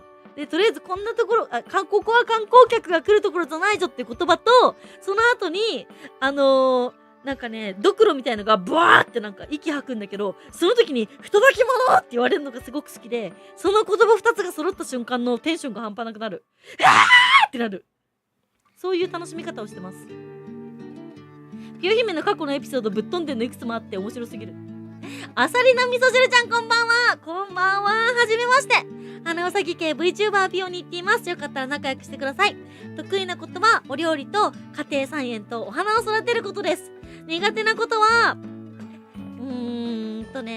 嘘つきが嫌い。よかったらゆっくりしてってくださいね。そうだ、C っておしゃれなんだね。C は女を口説くのにいいと思うよ。ランドは子供向け、C は大人向け。あ、そうそう、そんな感じ。そう。女を落とす機会ないけど C 行ってみようかな。一人で行くの？一緒に行こうよ。なんで一人で行くんだったら私の分のお金も払って一緒に行こうよ。ランド懐かしいな。最後に行ったのは25周年イベントの三男の小学校の卒業前かな。いつそれ？全然わかんない。覚えてないんだけど。個人的な意見だけど、ランドは子供向け、C は大人向け。そうそうそう、本当にそんな感じ。C ははかどるよ。お前たちがここに来てはいけないって言うんですかね。違う。観光客が来るところじゃないぞっつって怒るんだよ。インディーが。不届きそう。その後なぜか不届き者って言われるの。愚か者と、あとなんかね、あともう一個言葉があるんだよね。それぞれ私は不届き者の言葉が好き。そう、ドクロを不届き者って言ってたら、そう。いや、インディーが一番初めにここは観光客が来るとこじゃないぞっつった瞬間にテンション爆上がりなの。イエーイみたいなのがあって、で、その後、トゥートゥルットゥーって始まるじゃん。で、いろいろなところダンジョンをクリアしてって、一番最後に、ドクロにフワーっつって、なんか嫌な予感がするなとか言って、インディーがぶら下がってるところのちょっと前ぐらいに、なんかのドクロがバーって息を吐いて、その息がね、ブワーってかかるシーンがあるんだけど、その時に、不届き者って言いながら息を吐かれるのが好き。そういう楽しみ方をしてます。インディ・ジョーンズといえば神殿のでかいヘビいますよね。あ、いるギャーってやつでしょ。嘘つきが嫌い。それはそう。C に行ったことないので、なんて素敵な眺めでしょっつって。ジョイ Welcome! Good evening! My private 服。マイプライベートコスチューム。マーメイドラグーンのシアターとシンドバッドとか。マーメイドラグーンはさ、あそこはなんかグラタンのパイを食べに行くとこと、シンドバッドのとこは、ちょっと休憩するのに行くみたいな、そういうイメージ。そう。C ははかどる。C また行きたくなるよ。C いいよね。C ははかどる。いや、C は女落とすのに。あ、ミリポンいらっしゃい。今ね、ディズニーランドとディズニーシーの話してた。ディズニーシー行ったことあるミリポン。おやすみなさい。あさりちゃんもっとコメントして。あさりおいあさりまだ寝るの早いぞ。まだ私たち会って2分しか経ってないよ、あさり。悲しいな。もうあさりちゃんあれだったのかな、嘘つきだったからいなくなっちゃったのかな。悲しいな。そう、今ね、ディズニーシーは大人の世界で、ディズニーランドは子供向けのアトラクションが多いよねって話してた。本当にもう寝る時間なんですよ。じゃああと5分一緒にいて。あと5分。まあいや、まあ明日もね仕事だから無理しないようにね。シンドバッドのアトラクションの歌はいつ聴いてもあれじゃない？一緒に歌いたい人いますか？なんだっけ、タータータータータラッタララーみたいな感じの歌だよね。心のコンパスに従うのじゃみたいな感じじゃなかったっけ？タータータラータータラーみたいな、そういう感じの曲だよね。あれ私ね、乗ってからずーっと歌ってる。で、しかもさ、シンドバッドのアトラクション人気ないからさ、たまに船でさ、私たちだけの時とかあんの。そういう時とかもうハモり出すからみんなで。コンパスオブユーハートだっけ。そう、大体みんなハモり出して大合唱するから。ディズニーランドしか行かない。おばあちゃんと子供の時1回しか行かない。あ、そうなんだ。ランドはさ、なんか、ランドの方がアトラクション多いんだよね。C はね、なんか街並みが綺麗ですよ。でも10時が鬼門だっけ？あ、もう10時過ぎたから大丈夫ですね。時間が会う時にまた来ます。ありがとう。あさりちゃん、いつも、だいたい9時から配信してて、で、土日は、朝11時からだいたい2時ぐらいまでと、夜また9時からの2回行動なので、時間が合う時にね、ぜひ会いに来てください。ゆっくり寝てね。おやすみなさい。コンパスオブユアハートですね。やってんじゃん。C ってどんな雰囲気なの？もうなんか、あれだよね、突然なんか壁際とかで誰かがチューしてても、誰も何も気にしないぐらいの、よくわかんない隙間がたくさんあるよ。ちなみに私、なんだろう。ディズニーランドも C も開園とともに走るタイプなんですよ、私は。うわーって走っていくタイプなんですけど、その出だしの走った瞬間に、靴がぶっ壊れたことがあって。で、開園した当時は、開園したばっかりの時ってお店開いてないんだよ。だから私、裸足で C を歩き回ってた時がある。で、お店が始まってから、なんかね、靴買おうと思ったら靴がクソバカ高くて、しょうがないから、ドナルドのスリッパで園内を練り歩いたことがある。で、なんだろう、スタッフさん優しいからさ、可愛いですねってめっちゃ言ってくれるんだけど、いや、これ普通にスリッパやんって思いながら、ありがとうございますって言いながら、C を謳歌したこともありますね。それぐらいね、順応能力の天才。ランドアトラクション多くて混みますよ。あ、そうだね。1回でさ、乗れる人数が少ないアトラクションが多いよね。楽しそうだな。開園ダッシュだ。私開園ダッシュタイプだよ。だいたい7時半に、なんだっけ、幕張、舞浜に、集合して、で、座って待ってて、で、開園と同時に、ダッシュ。私、基本的にどんなことでもね、めちゃめちゃもうめっちゃ楽しむから。そう。手を繋いでないとこけるのに走っちゃう。いや、走っちゃった。走っちゃった上に靴が壊れた。あと、センターオブジャースもあったら、センターオブジャースはね、あれ言ったっけこの話。なんかピオが誕生日だって言うから、みんながね、ディズニーシーをプレゼントしてくれたんだよ。で、私、ちょっとテンション上がってたし、その日主役だって思ってたから自分のこと。テンション上がっちゃって、よっしゃじゃあ、しょっぱなからセンターオブジャース行くぜっつって言ったの。で、その時は強気だったから、行ったんだけど、行って、初め、なんかのどかな感じじゃん。みたいなよくわかんない奴らがいっぱいいるじゃん。その時は全然ね、よし、いける。私は、年を1個取って強くなるんだみたいになったんだけど、恐竜がさ、あーって叫んだ瞬間にさ、ブワーって速くなんじゃん、突然、スピードが。で、その叫ばれた瞬間にひよって、めっちゃ泣きながら、乗らなきゃよかったーっつって、で、落下させられて、で、そこで気持ち悪くなっちゃって、帰るっつって、帰ったことがある。すげえ自己中だけど、なんで誕生日にこんな辛い思いさせられなきゃいけないのと思って、家に帰った。そっからね、その友達とはね、しばらく連絡取れなかったよ。平日は9時から配信、土日は午前11時と9時からの2回活動。そう。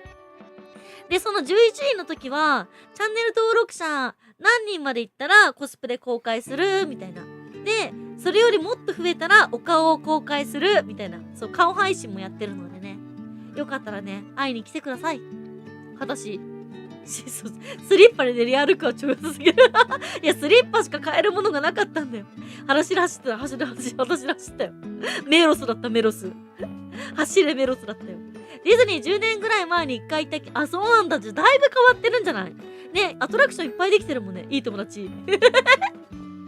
もう、ここに泣きながら、もう私帰る。なんで私こんな辛い思いしなきゃいけないの？誕生日なのにって言って帰った。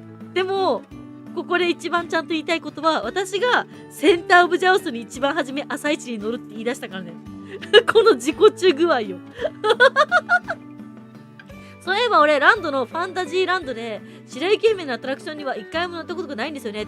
理由は自分が白雪姫や王子になった気分になるのが、遭遇するのがほとんど女王様が変身する魔女だから、コンセプトお化け屋敷級です。そうだったっけ？あ、でも確かになんかちょっと怖いっては、そう噂聞いてるよね。でもそんな怖くなかったよ。ピーターパンも面白いし、白雪姫も良かった。マジで帰った。マジで帰ったよ。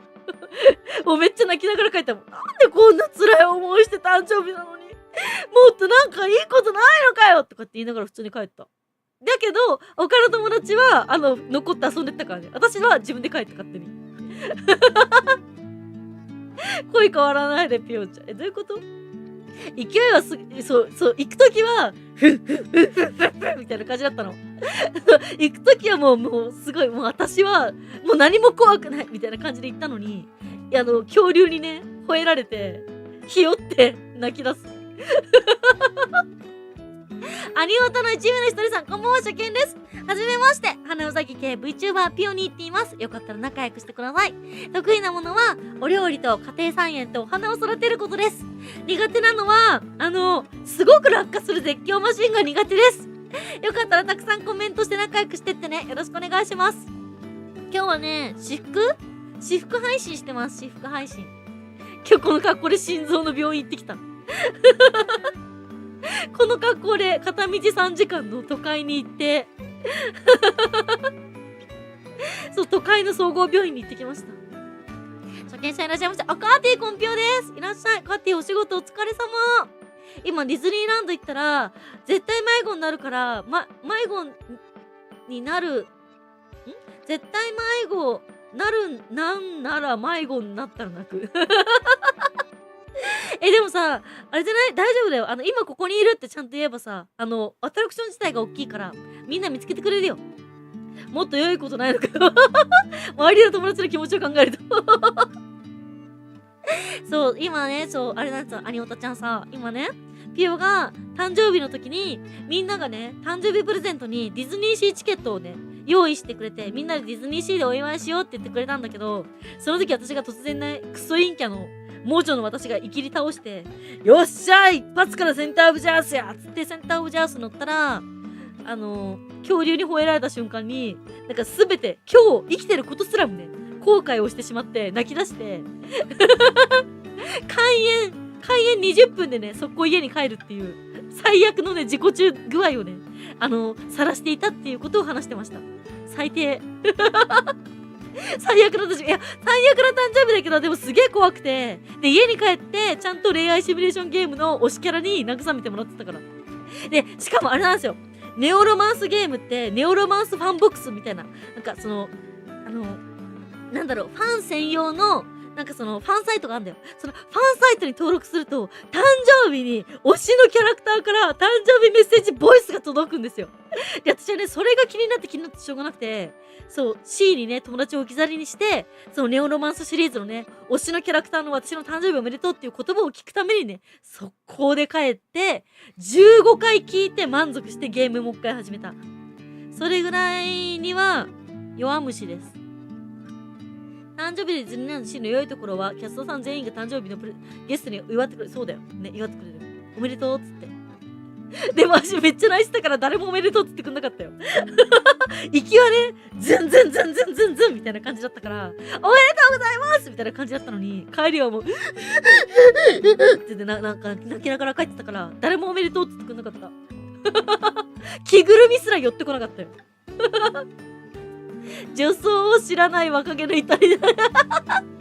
なるほど、オフ会はディズニーか。いや、オフ会は私の手作り料理振りまいたいから、パーティー会場を貸し切って、60人ぐらい集めたいですね。可愛らしいですね。いや、可愛くないでしょ。いや、ちなみに今日の服装はね、結構なるべくボーイッシュに決めてる方ですね。いつもはもうちょっと可愛い。もうちょっとガーリーかな。ガーリーっていうか、基本的に胸がでかすぎるんで、ウエストはマジキュッてしてるんだけど、そう。ウエストはいつもこんな感じで、なんかベルトとかつけてるんだけど、今日はね、心臓だからなんか、いろいろ着替えたりするから、ちょっとね、こういう感じの服装にした。最後はネオロマンスシリーズが癒し。そうネオロマンスシリーズっていう恋愛シミュレーションゲームのキャラクターとしか恋愛したことなくて、今ガチ恋募集中です。3次元で私のこと愛してくれる人募集中です。ちなみに、ありがたいことっていうか、なんだかんだ言って、未だに処女の M カップ晒して生きてます。なんかね、たまにいるんだよね。そう、VTuber なのにさ、おっぱいとか出してさ、おっぱいでつってどのこうのとか言うんだけどさ、トークも上手くない、歌も上手くない、顔もそんなに可愛くないってなったらさ、おっぱいしか武器がないんだよ。頼むから武器使わせてくれ。遺伝子神様に唯一なんか恵んでもらったのがこのおっぱいなんだよ。頼むからおっぱい使わせてくれって思いながら、そうだね、私は VTuber じゃなくて PTuber だからねって言ってる。逃げ帰って推しキャラに慰めてやるってすごいな。ランドのプーさんにハニーハントにしておけばよかった。ハニーハントさ、蜂蜜の匂いするよね。ただでもなんかあれ乗ってるとさ、私一体何やってるんだろうなって思っちゃうんだよね。着ぐるみもドン引きのピオ姫。ヴィランズたちも子供に優しいんだよな。そうそうそう。ピオ姫どの私服も可愛いんだよな、つって。これでボーイッシュ、ボーイッシュじゃない？ボーイッシュな方じゃない？シャツとか着てるしね。いつもこれがなんかあれになる。なんか、もうちょっとさ、ここまでのさ、なんか上着とか。そう。これ結構お尻ぐらいまで長い感じなんだけど。そうそう。今日は露出はね、少なめですね。まあでも実際このタンクトップがこの辺になるから、まあ、ボインボインではあるんだけどね。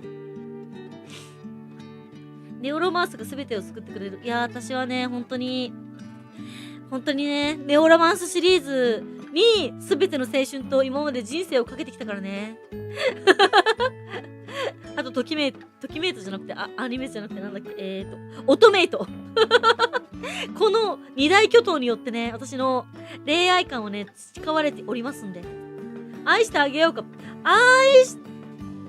してほしいけど、アニオトちゃんはそもそも多分まだ私のこと何も知らないだろうから、たくさんね、配信できて、たくさんコメントして、で、今はこんなバカ話してるけど、真面目な話をしてる私のとかもね、知って、初めて、ちゃんと好きになってもらいたいな。使えるものは何でも使う生存戦略。武器は強いんだよな。ただの M カップ。私この一本やりだけで頑張ってるから。この M カップっていう、そう、2次元を超える3次元っていうね、なんか無理やりひねり出したこの言葉で、M カップっていう一本やりだけで、この YouTube のね、山をね、こう越えてますんで。そう、YouTube という海をね、渡り歩いてますんで。そう。ワンピースで言うところのさ、ルフィみたく友達作りは欠かさないじゃないけど、友達誰もいないからさ、そう、この爆乳としか旅をしてないっていうね、悲しい。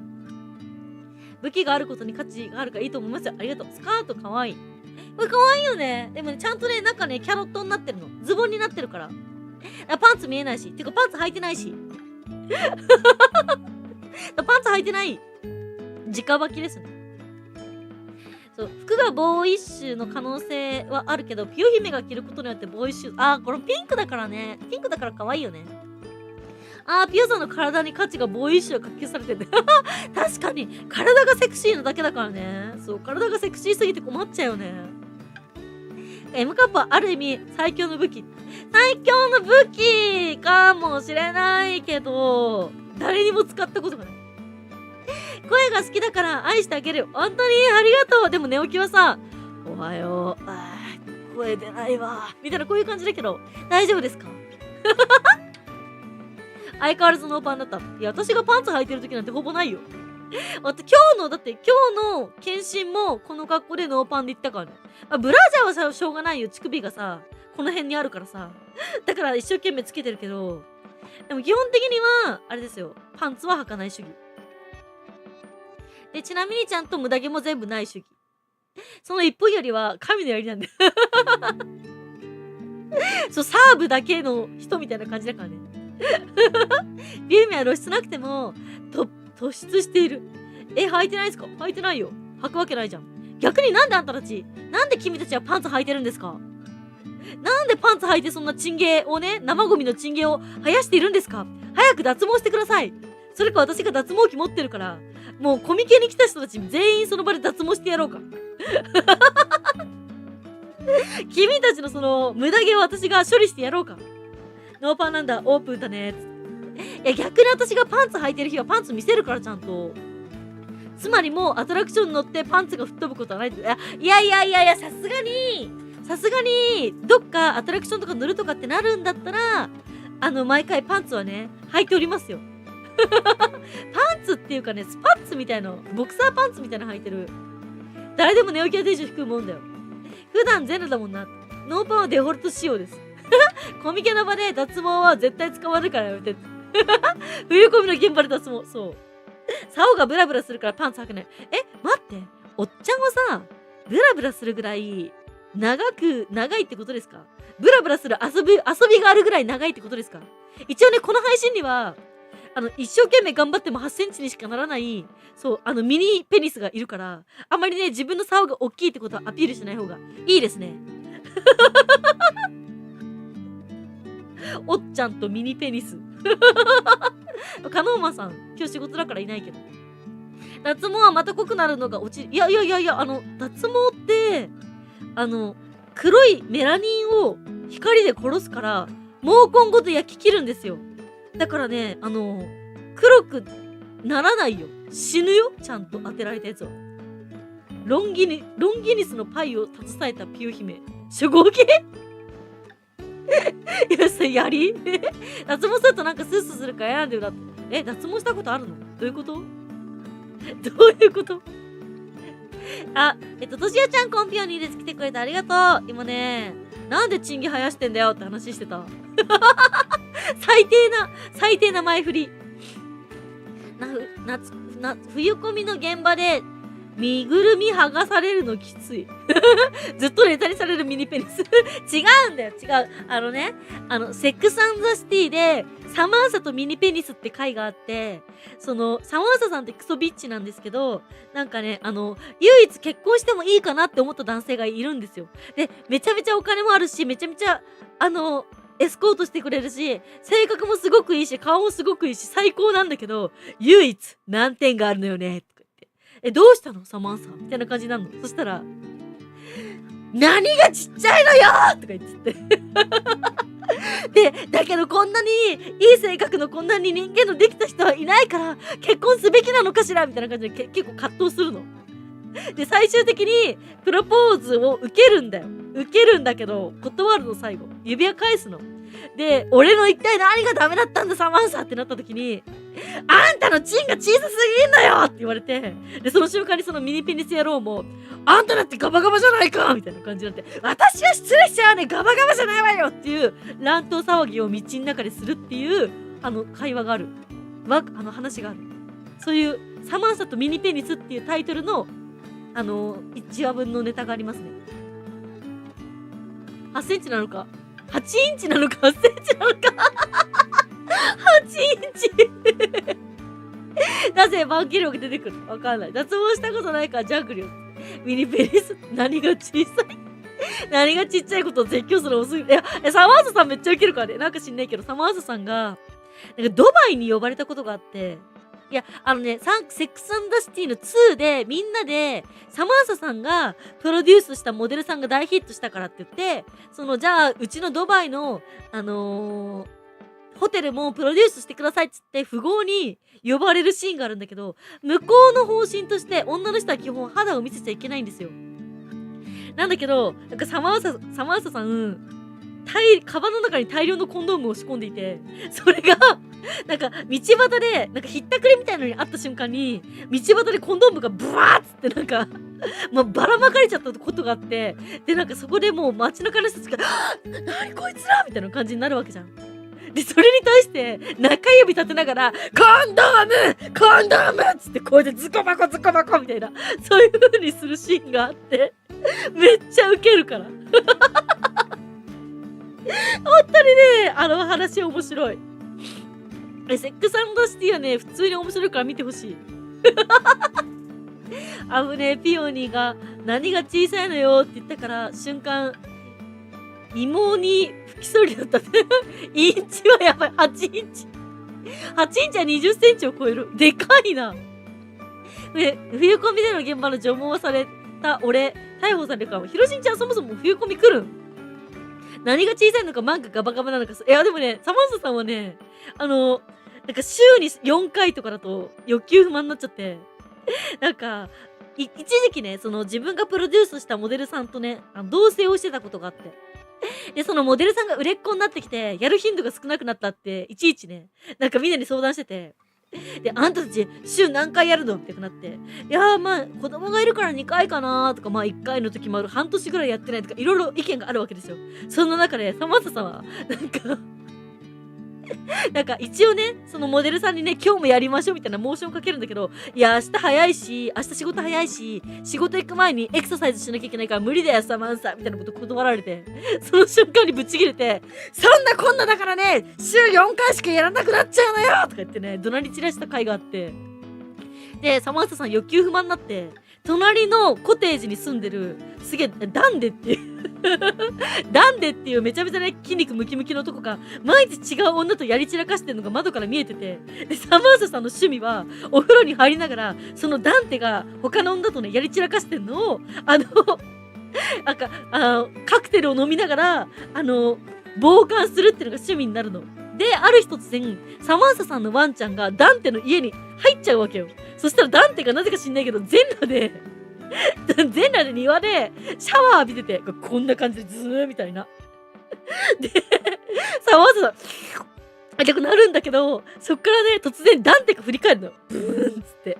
で、振り返った時上半身だけしか映さないかと思うじゃん。そしたら、これがマジセックスシティのいいところで、アマプラではクソモザイクかかってんだけど、ネットフリックスではね、チンがね、ほとんど、まあ一応黒くはなってるけど、ちゃんとね、ふわって映るんだよね。で、ふわって映った瞬間に、停止ボタンを押すと、ここにね、セックスシティって映るの。一時期それ待ち受けにしてた。いや、ネットリはね、ネットフリックスは信用できるよ。マジで。私それでネットフリックスで見れなくなって、で、それでアマプラで見ようっつってアマプラで見たらクソモザイクかかってて、なんか何ピクセルだよそれってぐらいの、もうほんとレゴブロックみたいので、でっかいピクセルがかかってて、ダンテのダンテが見れないじゃないかっつって、友達と大騒ぎした。生かした演出でしょ。くっそ生かした演出だよね。いやもうほんとね、もう、好きってなった。いや、ほんとに、もうセックスザシティはね、マジでね、で、しかもなんかね、もう、なんか、すごいんだよ、サマンサさん。そのモデルさんとラブラブだった時は、なんか、一番初めにね、だいたい、映画とかだとさ、キャシーはなんとか、彼女はなんとか、彼女はこういうことして最近忙しそうとか、そういうね、くだりで紹介されるんで、キャラクターを。なのに、英語でもそうなんですけど、サマンサイズセックスって言って、サマンサさんは朝から晩まで寝る瞬間までセックスしてるみたいな、そういうね、なんか書かれ方をされてて。で、サマンサさん何がすごいって、なんかね、ゲイ友の結婚式があって、まあ、第2章の始まりがね、確か、第1章かな。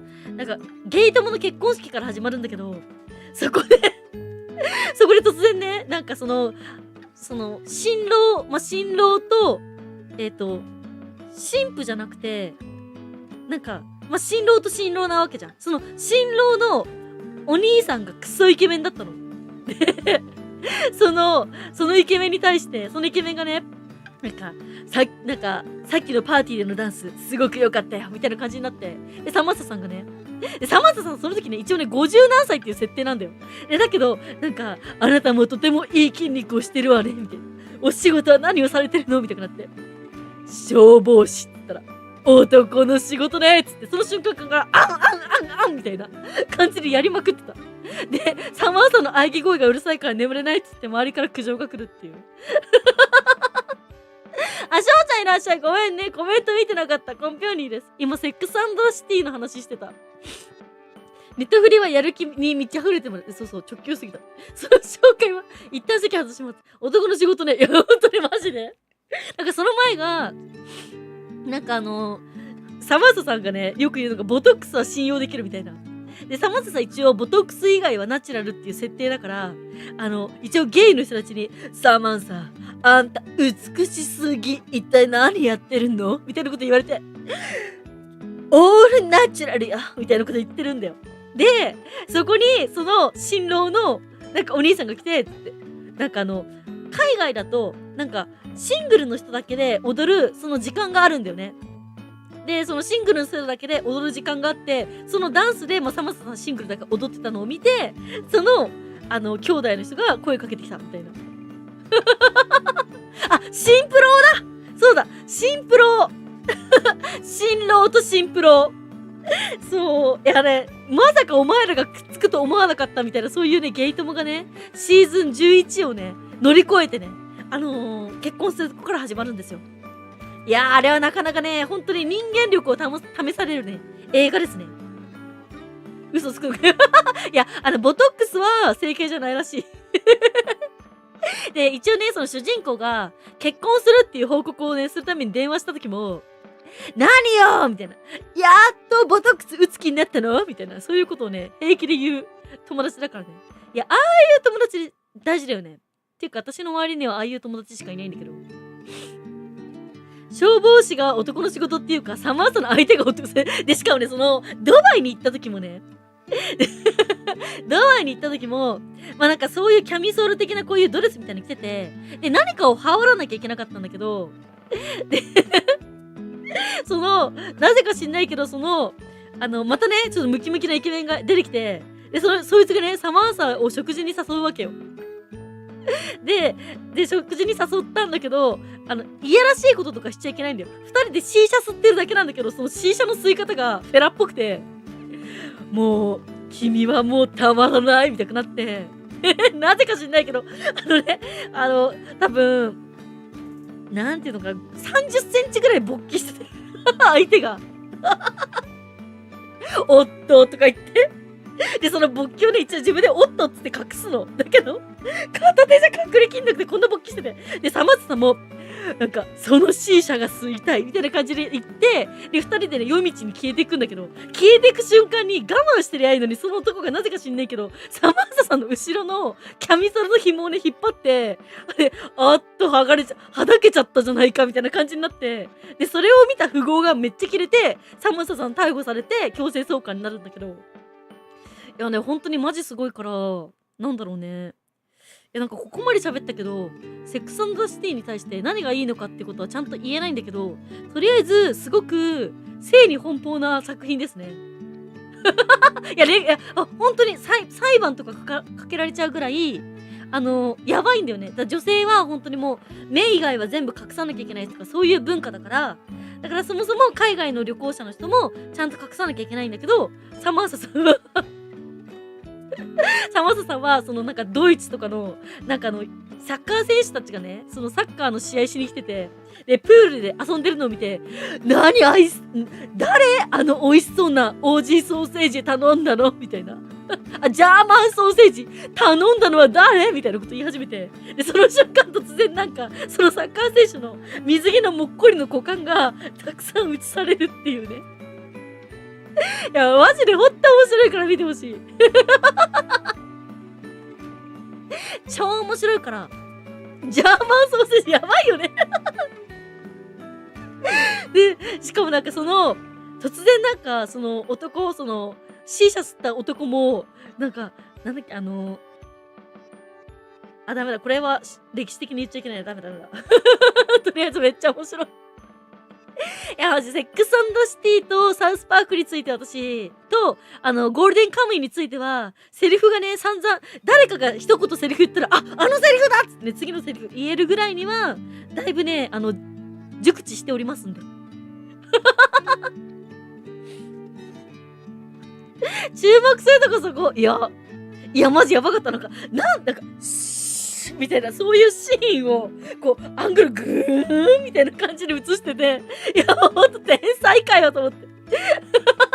でしかもサマーサさんがね一応その保護犬をね引き取るんだけど、その保護犬は否認されてるのになんかなんかおもちゃで腰振りまくってて、でこの子否認してないのみたいなんだけど、否認はしてるんですけど気持ちは高ぶったままのようですっていうその発言でワンちゃんを気に入ってワンちゃんを引き取るっていうね。全部ね股間に直結した話だから。他のキャラクターもね、いいキャラクター多いんだけど、正直ね、やっぱサマーサさんが主役と言っても過言ではないんだよね。で、セックス&ザシティあれなんだよ。一応ね、新シーズンが最近、やったらしいんだけど、サマーサさんの、なんか、女優さんだけ、周りとね、なんかあんまり合わないからっつって出演しなかったから、もう本当にゴミみたいなセックス&ザシティがね、放送されたらしいんですけど、あれは多分ゴミ作だと思うんでみんな見ない方がいいっすね。人間らしいな。脚本と演出頭ぶっ飛んでる。サマーサ主役じゃない。サマーサ主役じゃないんだよ。キャシーだか、キャリーだか。くっそ性格の悪い女が、でも本当に主人公だけはアンチなんだけど、私。あの女、金しか見てないから、男のこと。で、一応自分の一番の本命のことをビッグって呼んでて、私は、誰でもビッグな人が好きって書いてて、で、一応結婚した人もビッグっていう名前なんだけど、めちゃめちゃ金持ちすぎて、家賃が1000万ぐらいの豪邸のマンションとかをね、ポーンって買ってくれちゃうようなね、そういうビッグなんですけど、その他にも、ね、いろんな人と付き合ったりとかしてるんだけど、最終的にビッグに落ち着くみたいな、そういう話。ビッグはで、ビッグ実際身長も高くて、で、ビッグのビッグはめっちゃビッグみたいな、そういうことも言うんだよ。いや、本当にね、マジでね、ほんと楽しいよ。セックス&ザシティは楽しいよ。まだやってんの？いや、なんかね、多分2年ぐらい前にね、新シーズンをやるっていうニュースだけ見たんだけど、やってるかどうかはわかんない。で、ビッグが確か死んだ設定かなんかで始まるんだよね。確か。主人公よりサマンサさんの方がキャラ、いや、ぶっちゃけた話、セックス&ザシティは、サマンサがいなければ、人気がね、4分の1以下になるから。その結果、新シーズンは全く、燃えなかったからね。ちゃんとビッグがビッグでビッグなのか。そう。ビッグのビッグがビッグなんだよ。そう、サマーザさんがね、いかにやり散らかしてるかっていうのをピックアップしたシーンがあって、なんか、朝日の出の時はね、布団でやってんの。で、次の時は騎乗位でやってて、で、その後はベッドの端っこでやってて、で、その後はベッドの手前のテーブルでやってて、で、夜が更けてきたぐらいになると、ベッドの上に椅子を置いてなぜかやるみたいな、もうよくわかんないんだよね。もうできる単位は全てやるみたいな。そう。それぐらい正に奔放で、いや、すごくいいですよ。股間に忠実な、下半身に忠実なね、人っていうのはね、大体ね、クソかめちゃめちゃいい人かのどっちかだから。そう。ただのやりちん症候群なのか、そう。でもね、サマーサさんはね、一貫して浮気とかしないんですよ。で、不倫をしても相手が絶対遊びだって区切ってくれる人としかやらなくて、で、その相手が本気になっちゃって、俺もう妻と離婚するからサマーサ結婚してくれとかってなった時に、なんか、いや、それはあなた間違いよ。私は選ぶのは間違いだからって言って、奥さんとの仲裁をするぐらいは、ちゃんとね、筋の通ったやりまんびっちだから。また開き症候群。あの人は。股を開いて三千里みたいな、そんな感じ。ガチで。人生を謳歌してる。いや、すごかったよ、本当に。筋の通った。いや、本当に。いや、奥さんにもね、いや、私とは本当遊び、ちょっとした火遊びなのよ。だから正気に戻ってあなたが一番なのよ、みたいな。でも、こっち、右側の電話では、サマーサ、俺は本気なんだ、みたいな。いや、あなたの本気はこれは血の迷いだから、もう本当に奥さんを選んで、みたいなことめっちゃ言う、みたいな。マーさんいらっしゃい、コンピョーニーです。今ね、セックス&ザシティっていう、海外のさ、ドラマの話してた。9章のセックス&シティ、サマーサの名前がありますが、新章の方はないのは、そう、新章の方は、サマーサさんの女優さんが、もう絶対に出ないって言っちゃったから、いない設定なんだよね。サマーサが出てたらもう私は速攻で見てたよ。サウスパークでいうとこのカートマンがいないのと同じだからね。男がメロメロっていうこと。いや、サマーサさんの女優さんめっちゃ綺麗だからね。めっちゃ綺麗だし、めっちゃ美人だし。あの人すごいよ、本当に。私もね、私もなんかそういう人になりたい。そういう何かに、これにかけてはもう私が一番だろ、みたいなね。そういう、なりたいですね。そういう人になりたい、私は。そういう人に私はなりたい。じゃあ、9勝の方、9勝は、シーズンクソ長いんだよね。くっそ長いから、映画の1話2話だけで十分だと思う。映画が映画が2本あるんだけど、映画だけでも全然十分。マジで。さまじゃさん偉大だな。スカパーのスターチャンネルの番組表を見て探してけどなかった。スカパーじゃないんじゃないかな。アマプラにない？みんなさ、ちょっと私のいいとこ考えてよ。私の、ここはピオに負けないぞっていうさ、もう、これを出したらもう他の VTuber とか全てを凌駕して、ここはなんか一本やりあるぞみたいな。なんかそういうのないですか？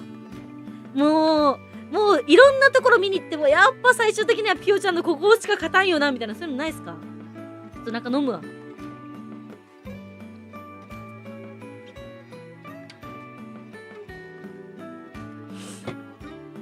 人に寄り添う。まあ、それは寄り添う。下はちゃんね、あれなんだよ。どんなに私が、ちょっとこれ、ね、最近来た人はね、知らないと思うけど、なんか去年ね、なんか他の VTuber さんに、なんか金をむしり取られたってメンタルぶっ壊した人がいて、で、その人一応私のリスナーさんだったから、まあたまにしか来なかったけど、めっちゃ面ケアしたの。毎日、もう本当に朝とかも、ご飯食べた？仕事行ってらっしゃいって言って、夕飯食べた？食べれなかったら一緒に食べようみたいな。そういう感じでね、めっちゃ面ケアして復活させたの。復活した途端にまたその女のとこ戻ったからね。いや、全然いいんだよ。私はその人が元気になってくれただけで、それで本当にすごく嬉しいから、別になんとも思わないけど、やっぱ悲しいよね。どんなに寄り添ってもね、それが報われないことは多々あるんですわ。圧倒的 M カップ放送で伝わること。神父様。嵐にすら負けない真の強さ。それはあるよね。嵐にすら的確にコメントとかアドバイスしてあげる。君の人生には何が足りないか。アマプラやってない。前あったんだけどな。アマプラは月300円ぐらいだから入っとくといいと思うよ。ピオ姫はコメントへの切り返した2次元の超える M カップが武器だと思います。なんか誰もなんかさ、なんか俺の最推しだからみたいな、そういうなんか臭いセリフが入ってくれる人はいないんですか？いやー、やっぱり顔も可愛いし、おっぱいも大きいし、なんかもう2次元でもあるし3次元でもあるし、何より俺はやっぱ一番ピオニーが好きだみたいな、なんかそういうさ、突然なんか3行か4行ぐらいのさ、熱烈な文章で告白してくれるやつは、そういうやつは現れないんですか？悲しくなって、今となっては言えないくらいだから。どういうこと？何言ってんのカティ。カティ日本語間違えてるよ。ちょっと待って、どこだ？真面目な回答するとココに対して愛情が深いことが強みであり弱い分。それな。そう、私は諸刃の剣なんですよね。そう。エロ系の話をあけすけなく笑いながら話せること。でもさ、私の下ネタってさ、そんなにさ、生々しくないでしょ。自分で言うのもなんだけどさ、やっぱりそういう経験をしたことがないから、基本的に妄想の産物なんですよ。ソックスイコール。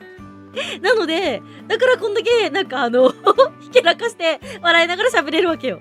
これがね、クソやりまんビッチのさ、また開き症候群だったら、もう多分生々しい話ばっかりよ、多分。ああだこうだ。小学校3年生で、ね、性の知識が止まってるからさ。あとはさ、もう、なんだろう、恋愛シミュレーションゲームでは生き残れただけでハッピーエンドだからさ。だからね、そう。私はね、生々しい下ネタが嫌いなんだよね、逆に。最近いなくなったけどさ、くっそド直球にさ、全く面白くもない下ネタをさ、ペラペラ喋ってくる人がいて、なんかね、下ネタをね、お笑いに変えられない人って大体頭悪い人なんですよ。頭の回転がね、なんかちょっと、頭の回転っていうか、そう、下ネタもね、ギャグセンスが問われるから、そう、これをね、ちゃんと面白おかしく、なんか、くっちゃべれるかどうかで人間の本質のレベルがちょっと変わってくる。と、私は思っております。さすが、はずい。ささすがはずい。愛情深いゆえに思春期男子レベルの軽さ。おっぱいってちょっと揉むと重いんだぜみたいな。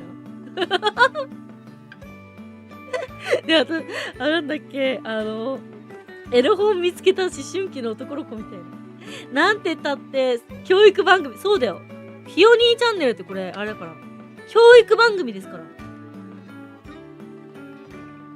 最近見ないで、そういや相手にされなかった。そう、やばいやつらはね、全部相手に返り討ちになっちゃうから。頭の回転の速さと下の転換の速さが多分ね違いすぎて、相手にならないんだと思う。私に勝てないんだと思いますよ。多分俺の頭は大丈夫なはず。ミリポンが童貞じゃなくなったら配信者やめるから。ミリポンとカンちゃんがどっかのよくわかんないマンホールに吸い込まれたり、まあそれか特訓工事を始めた段階で私もうやめるから、もう本当に2次元撤退します。2次元からも3次元からも撤退しますんで。確かにそれ健全な教育チャンネルです。敗北者邪形。やだ、私カンちゃん好きだから、ミリポンも大好きだから、2人が他の女の人食以外に吸い込まれていくとこなんて見たくないし、なんかよくわかんない女に一生懸命腰を振って「はっはっは」とか言ってんのとか絶対嫌なんだけど、想像しただけでなんかもう泣いちゃう。プレッシャー半端ない。ミリポンだってプレッシャー半端ないとか言いながら最近全然会いに来てくれないじゃん。もっと会いに来てよ、寂しいよ。一人一人に寄り添って大切に接しているところや、コメントや辛辣で切り返ししても愛情を感じるところ、バカな話や下ネタを話していても品性があるところなど、ピオ姫の素敵な部分はあり、私がピオ姫を好きだと思ったところです。ありがとう。でもお前には採用しがいるんだろ。よくわからない女、人食いがい。いや、その辺のね、どこの馬の骨とも知らねえクスみたいな女にさ、ね吸い込まれちゃうぐらいのさ、弾痕だったら私がセーフティーネットになってあげるよ。コンドームってことかな。君たちのね、そう、セーフティーネットになってあげるよ。コメントしてみたけど長いなこれ。生涯童貞の誓い。でも京太郎お兄ちゃんはピオンのパンツで抜き散らかしてるじゃん。直球で言うと童貞でいろということか。いや、そうだよ。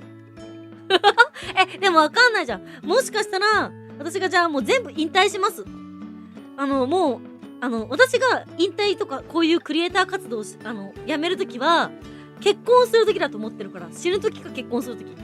もしかしたら今ここにいる誰かでずーっと私のこと支えてくれてて、ずーっと私のこと好きでいてくれた誰かと結婚する可能性だってあるわけじゃん。そうだよ。これがさ3次元とか映してなくて2次元オンリーだったらあれだけど、私は3次元でも会いに行ける2次元だから。2次元も3次元も縦横無尽に行き来するそういうコミットした存在なんで。もしかしたらわかんないよね。ずっと好きでいてくれてさ、純粋にずっと何かあってもずっと味方でいてくれて、寄り添ってくれて、ずっといてくれてさ、それでなんかもう私2次元やりきったな、もう2次元はそろそろ時空を超える時かなって思ってさ、3次元に戻る瞬間になったさ、その時にもしかしたらこの中の誰かと結婚してるかもしれないじゃん。魔法使い枠。千手観音、そうそう。日輪と千手観音の皮膚の見事さ。そう、ピオのね、なんかもうなんだっけ、なんかセフレが5人いてなんか女性用風俗愛用してるね、あかりんはね。手がチンコって言ってたからね。マジでイケメンなのにチンコ追っ立ててすりつけてくるんだよってガストで大騒ぎしてたから。手間がすごいって、千手観音ってことじゃんみたいな。いやマジ千手観音、マジネトロって言ってた。マジネトロはね、ほんと笑ったからね。あと2年か。あと2年ってどういうこと？私あと2年で2次元引退するの？可能性はゼロじゃない。ミリポンさんは30までに童貞なら妖精で魔法使い。ミリポンはピオの妖精だよ、ずっと。魔法使いとかじゃないから。そう、ずーっとピオの味方でいてくれるピオの大事な妖精だから。ガストで30超えたら童貞 D の一族になれる。ポーの一族みたいな言うなよ。ポーのの一族みたいに言わないで。D の一族って何？いや、ネトロだよ。ネトロ。うわーっつって。ネテロ、弱い59歳。修行を始める。30年後っつって。型がね、一つの技になるっつって。誰でも童貞を捨てさせない気かって。別にいいけどさ、そのカンちゃんが突っ込んだ女大丈夫なの？その女本当に信用できるの？てかさ、いいよ別に。他の女のさ、マンホール突貫工事したって構わないけど、せめて私より可愛くて、私よりおっぱいが大きくて、私よりカンちゃんとかみんなのことをちゃんと大事に思ってくれる、そういう女だったらもう私ももう負けを認めるよ。まあしゃあねえわみたいな。この女にだったらしゃあねえわみたいになるけど、クソブスで対して、クソブスで対してなんかちょっと性格がいいだけの、なんか特になんか突拍子もないようなよくわかんないマンホールに突っ込むぐらいだったら私に突っ込むぞって勢いで頑張ってもらいたいですよ。オールマイトの年まで童貞してる。年乗り。でも年乗りは今からでも結婚できるやろ。すごい少なそう。そんなハードル高い子、いやーいるでしょ。世の中にはたくさん整形しまくってる女がいるからさ。ね、私はナチュラルだけどさ、整形すればみんな可愛くなれるじゃん。だからね、なんだろう、根本クソブサイクなのに、整形して、で、さらになんか、義乳のおっぱいとかで、騙されちゃったら、かわいそうだから、なんかなんだろう、ちゃんと見極めてほしい。メスを。メスという生き物をちゃんと見極めてほしい。いるわけねえだろ、そんな女。じゃあ私でいいじゃん。じゃあ私で抜いてりゃいいじゃないか。何をそんなに生き急いでいるんだよ。ハードル高いな。いやもう最悪私もうもらえていなかったら親ちゃんと結婚するわ。子供ぶっちゃいくんなる説中。そうだよ。子供ぶっちゃいくんなる説中だよ。オールマイト見るとヒーローになるために DT が必須なんか。いやカティって童貞なの？そういう話したことないよね、うちら。うちらそういう話全くしたことないけどさ。カティって童貞なの？カティって童貞なの？カティって童貞なの？なんだかんだオールマイトは最終回後も何らかの形でヒーローを支援したりヒーロー活動してそうだなぁ。いや、彼は一生のヒーローだよね。唐突だな。カティってどうなの？そういう話全くしたことないよね。笑ってる場合じゃ何笑ってんの？答えろよ。アンサープリーズ。カティって童貞なの？私カティ答えるまでこれ言うよ、ずっと。私しつこいからね、根に持つ強だからね。これカティが答えるまで言うよ。カティは他の女とまぐわったことがあるんですか？正しい日本語だよ。ここには天然記念物級のパイを持ったピュー姫がいるぞ。M カップ以上の女性は日本中に何人いるんだろう？わかんないけど M カップでウエストがここまで細くてっていうのはなかなかいないんじゃない？だいたいさ、M カップありますただデブみたいなそういうのが多いじゃん。そう。もう私ほんとこれ言いたい。さ X に写真載せるたびにさ加工だ言ってくるやついるじゃん。その加工だと周りが歪むんだよ。だから私わざと後ろがね線が入ってる家具とかで写真撮ってんの。そこが歪んでなければぶっちゃけた話修正されてないってことだから。わざとそうやってね自分加工してなくてこの体だよっていうのを見せつけてるのにいちいち顔が加工だ胸が加工だって言ってくるやつはね本当にマジでね配信来いよ見ろよ。このさパソコンのカメラでどうやって何を加工すんだよ。どうやってこれ何を加工したらこうなるんだよ。ほらいい加減にしんしゃい。まさちゃんは童貞やね。さあどうかな。カティもう縁切るよ。カティなんかそういうことばっか言って縁切るよマジで。本当になんかねそういう意地悪なんかさあどうかなとかってちょっと求めてないからカティが童貞かどうかを聞いてるのにさあどうかなって濁すってことはカティあれだよ。これコミケ冬コミでもうどつき回されるよ。どつき回されるししばき倒されるよ本当に。童貞を隠す必要ってあるのかなわかんないけどな。と妖精が申しております。ぽっちゃりという名のふくよかかデブそうね。M カップの胸があってこんだけ細いのはすごい。でしょ、頑張ってるか、まあ、父が勝手にでかくなっただけなんだけど。一気に通告。いや、なんでカーティさ、はぐらかすの？私たちの仲じゃん。私結構なんかカティが他の女に向かって腰振ってたって思うと萎えてしまうんだけど。お尻も大きくしないとね。あ、ゾイディちゃん、私の配信あんまり来ないから聞いてないのか。おっぱいが145センチで、ヒップが120センチあるんですよ、私。ウエストはね、70弱ぐらい。ブラジャーのアンダーサイズは70センチだから。だから尻もクソでけえんだよ。胸も尻もクソでけえです。ボブちゃんいらっしゃい、来てくれてありがとう。M カップでスタイルここまで細い女なんてピョニーぐらいだ。いや、でもね、私もぼちゃぼちゃ太らないように頑張ってますよ。何を引っこ抜かれる何って何よ何って何よやべって顔してるうん。そう待って。ワンピースでよく見る体型で草って。それってさ、バカにしてるのかみちゃん泣いてる。わいは童貞ですか T さんは。ドネルで会話したこれ、受けてとないとね。ゾイディちゃんの周りに、あれじゃない？スタイルのいい女がいないだけであって、普通にこれぐらいの女そこら辺にいると思いますよ。ないだね、ないだね、ないだねこれカティドネル返ししないとね。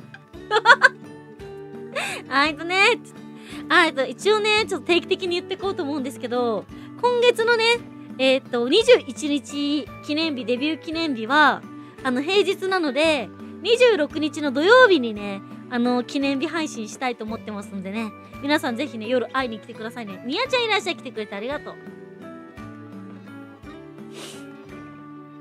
引くに引けない状況を作ってくさって。この超絶ボディはそこら辺にいないと思うけどな。アリエフちゃん、コンピオニーです。来てくれてありがとう。いらっしゃい。ゆっくりしてってね。今日もね、私服配信してるよ。私服で配信。今日この格好で病院行ってきた。ないとねーっつって。きっと心は童貞。どういうこと？カティね、ここで言わなかったとしても通話でねちっこく、ねちねち言うからね。童貞が禁止ワードに引っかかってた。どういうこと？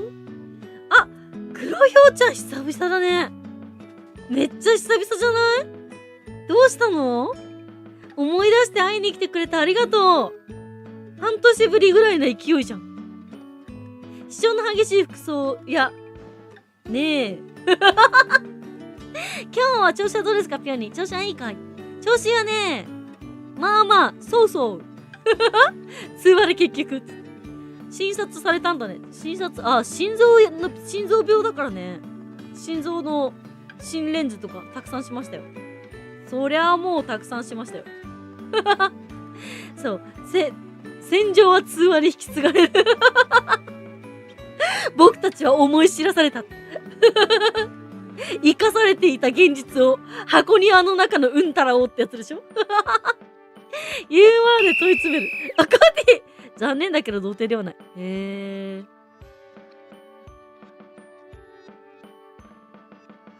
じゃあもういいじゃん。もういいじゃん、カティ。もういいじゃん。もしかして現在進行形で彼女いるとかないよね？カティ待って、現在進行形で彼女いるとかないでしょ？そしたら私結構へこむんだけど。カティは童貞ではないらしいですよ、皆さん。ちょっとなんかムカつくね。マウント取られたみたいでムカつきますね。処女と童貞の集いのこの場所で、俺は、ねえ、マンホール突貫工事済みだみたいな。ねえ。どういうこと？カティさんへの尋問お願いします。なんて衝撃です。ちょっと待って。カティと知り合ってだいぶ経つけど、いつの間に女作ったの？どういうこと？いつの間にマンホール突貫工事したの？どういうこと？ガガガガガガガみたいな。そういうこと？どういうこと？昔っていつ？待って、昔っていつだよ。昔の度合いを教えてくれよ。いや、私申し訳ないけど、物おじしない性格っていうのと、圧だけが取り柄だから。あと M カップ。もう一つ、自社のピオニーちゃんは世界一可愛い。本当に好きになってくれてもいいんだよ。半年ぶりじゃないよ。4日前に来てるよ。嘘だよ。来てないよ。来てたら覚えてるもん。来てたら覚えてるよ、黒ひょうちゃん。なんかあれ、最後の方にチラッと来たりとかしてたら、あれかもしんないけど、それがなんか一瞬だけ現れてたらちょっと覚えてないかもしれないけど、でもめっちゃ久しぶりだよね。仲間減った。確かに仲間減っちゃったね。男 T さん、昔話始まる。豆柴ちゃんいらっしゃい、来てくれてありがとう。M カップなんだ。こんばんは。こんばんは。M カップだよ。あんた70センチ M カップですね。ちなみにおっぱい145センチのヒップが120センチで、身長が150センチですね。よろしくお願いします。2次元を超える3次元です。変わらないけど、ピオちゃん。下出し可愛いでしょ？可愛いでしょ？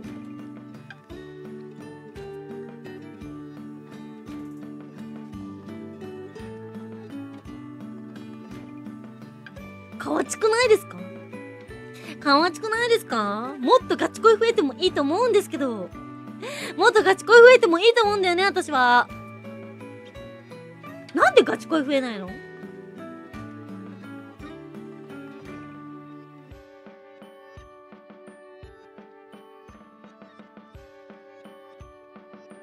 かわいい。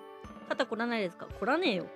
豆柴ちゃんはさ、金玉がでかくなったことでさ、股間が凝ったりするんですか？私この話毎回してるけどさ、大体さ、父がでかいって言うとさ、大体肩こりってみんな言い始めんだけどさ、整形とかして一晩で胸がでかくなった人は肩こりだろうね。あと G カップとか H カップぐらいの微妙なおっぱい大きい人だったら肩こりかもしれない。でもね、私ほどでかくなるともうよくわかんないんだよね。肩こりとかっていう次元じゃないんですよ。肩乳 2.5kg あるんで、要は5キロなんですよ、これ。新生児よりでかいわけですよ、これがね。この段階でもう肩がこるとかもそういう次元にいない私は。そう、異次元です。可愛いとガチ恋は違うってことか。みんなに好きになってもらいたいだけなんだけどな。可愛いです。表情が豊か。いや、表情めっちゃ豊かだよ。いろんな表情できるよ。やらないだけでね。表情筋トレ。常時筋トレ。玉や棒にシリコン入れる人は股が凝っているかもしれない。確かにね。そう、モデルすごく動くよね、ピオ姫。モデルってか私がめっちゃ動いてるからね。私がね、めちゃめちゃ動いてるからね。あとね、どうしたらたくさん動くかみたいな、すごいそういうのもね、いろいろ考えてるんだよ。動き悪いの、なんか気持ち悪いじゃん。口が全く動かない人とかいるじゃん。あれってちょっとよくわかんないじゃない？だからなるべく、めちゃめちゃ頑張って動くような形で、いつも喋るよりも大きく口を開いて喋ってる。つばいちゃんいらっしゃい、来てくれてありがとう。コンピオニーです。かわいい。アリーサちゃんこんばんは。コンピオニーです。いらっしゃい。なるほど。確かにそうだ。失礼しました。もうね、この話ね、毎回言われんだよね。肩こらないんですかって。じゃあ君たちはチンコで股間が凝るのかって私は言いたい。特にデカパイってよく動いてる。これね、おっぱいのね、大きさ、おっぱいの揺れはね、めちゃめちゃね、パパにね、こだわって作ってもらったんですよ。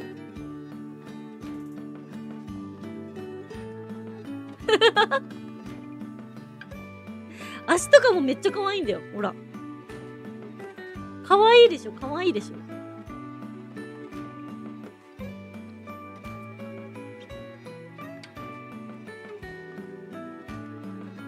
しかもピオ、あれだからね、もともとのさ、もともと野生のウサギが徳を積んで人間の姿になったって話だから、そもそもの野生のウサギにも戻れるんだよ。ほら。こっちにも戻れるんですよ。この状態で頑張って徳を積んで、徳積みまくった結果、頑張って、これぐらいになって、で、これからここにまで頑張ってきた。なかなかな進化を遂げてるでしょ。オリジン河内かろう。河内いいだろう。河内かろう。ちなみにあれだよ、オリジンもいろいろできるんだよ。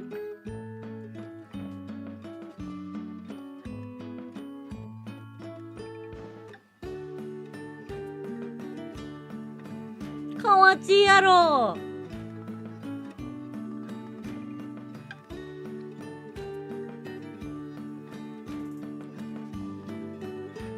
ご飯も食べれる。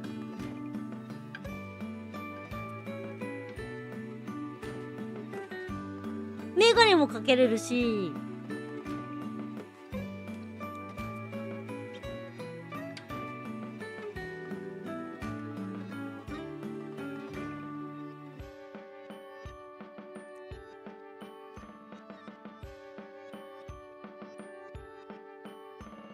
いろいろできる。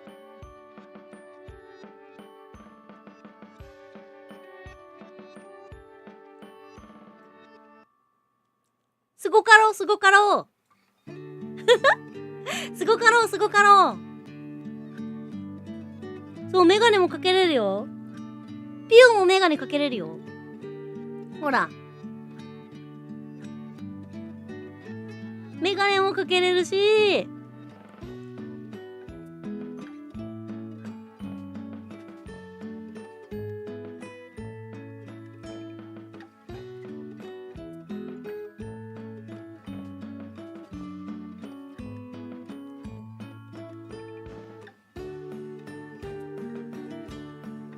いろいろできる。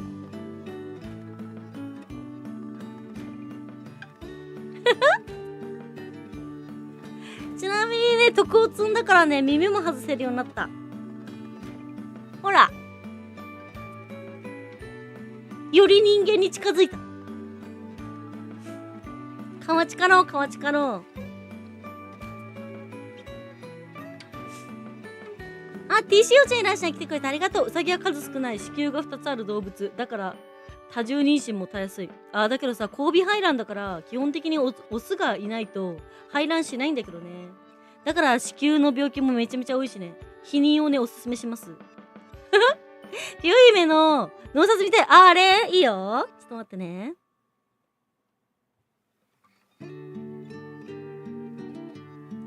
こっちでもね、いろいろできるんですよ。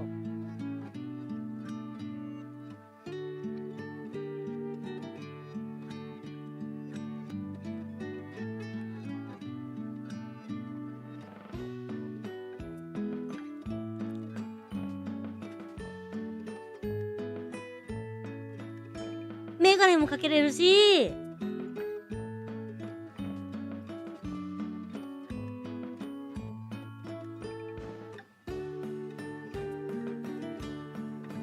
バイバイもできるし、あとセクシーポーズもできますね、ちゃんと。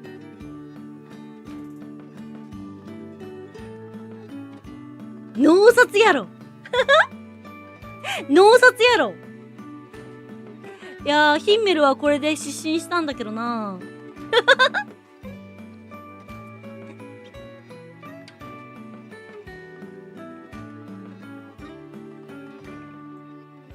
河内かろう、河内かろう。これは大人すぎるぜ。俺も失神してる。やんちゃんいらっしゃい。遅かったね。なでなで褒めて褒めてっつって。なんでモブちゃん私が褒めなきゃいけないの？モブちゃんなんか偉いことしたの？突然我に返る。かわいい、ありがとう。ナイスセクシーグーッつって。カムイはこれで失神したんだけどな。カムイちゃんはこれで失神したんだけどな。つって。でもこれかわいいよね。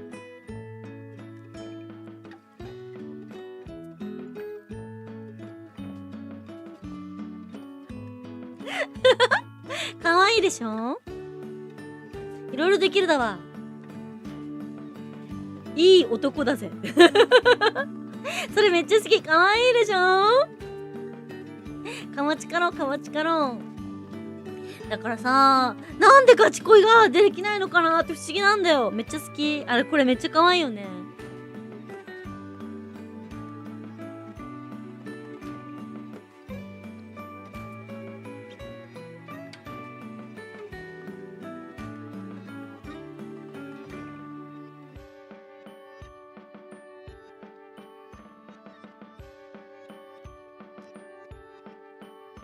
めっちゃ可愛くない？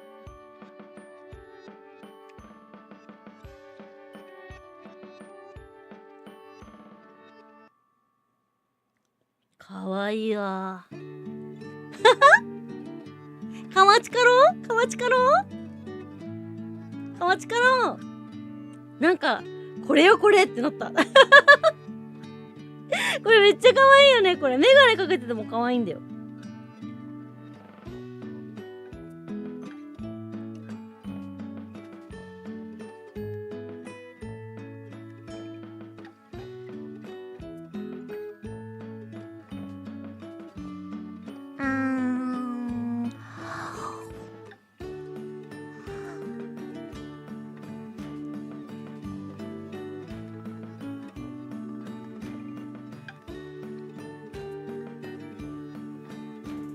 ドスケベ委員長。かまちやろ、かまちかろう、かまちかろう。めっちゃ豊かですね。そうそうそうそう。めちゃめちゃ豊かだよ。めめたーって。骨身にしみる、かわいそう。本当になんでガチ恋増えないんだろうね。みんなガチ恋してくれていいんですよ。そうだよ、ガチ恋してくれていいんですよ。あ、ブリちゃんいらっしゃい。来てくれてありがとう。遅かったね。今ね、こんなに可愛いのに、なんでガチ恋現れないんだろうねーって話してた。ピオニーを付き合ってくれて、カンちゃんと付き合うのか。みんないい？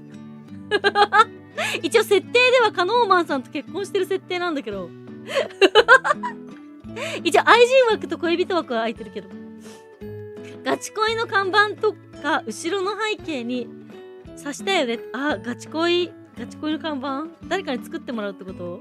ガチ恋募集中って、ガチ恋募集中って、これあれか、これコメント嬉しいです。ガチ恋募集中、ガチ恋募集中にすればいいのかな。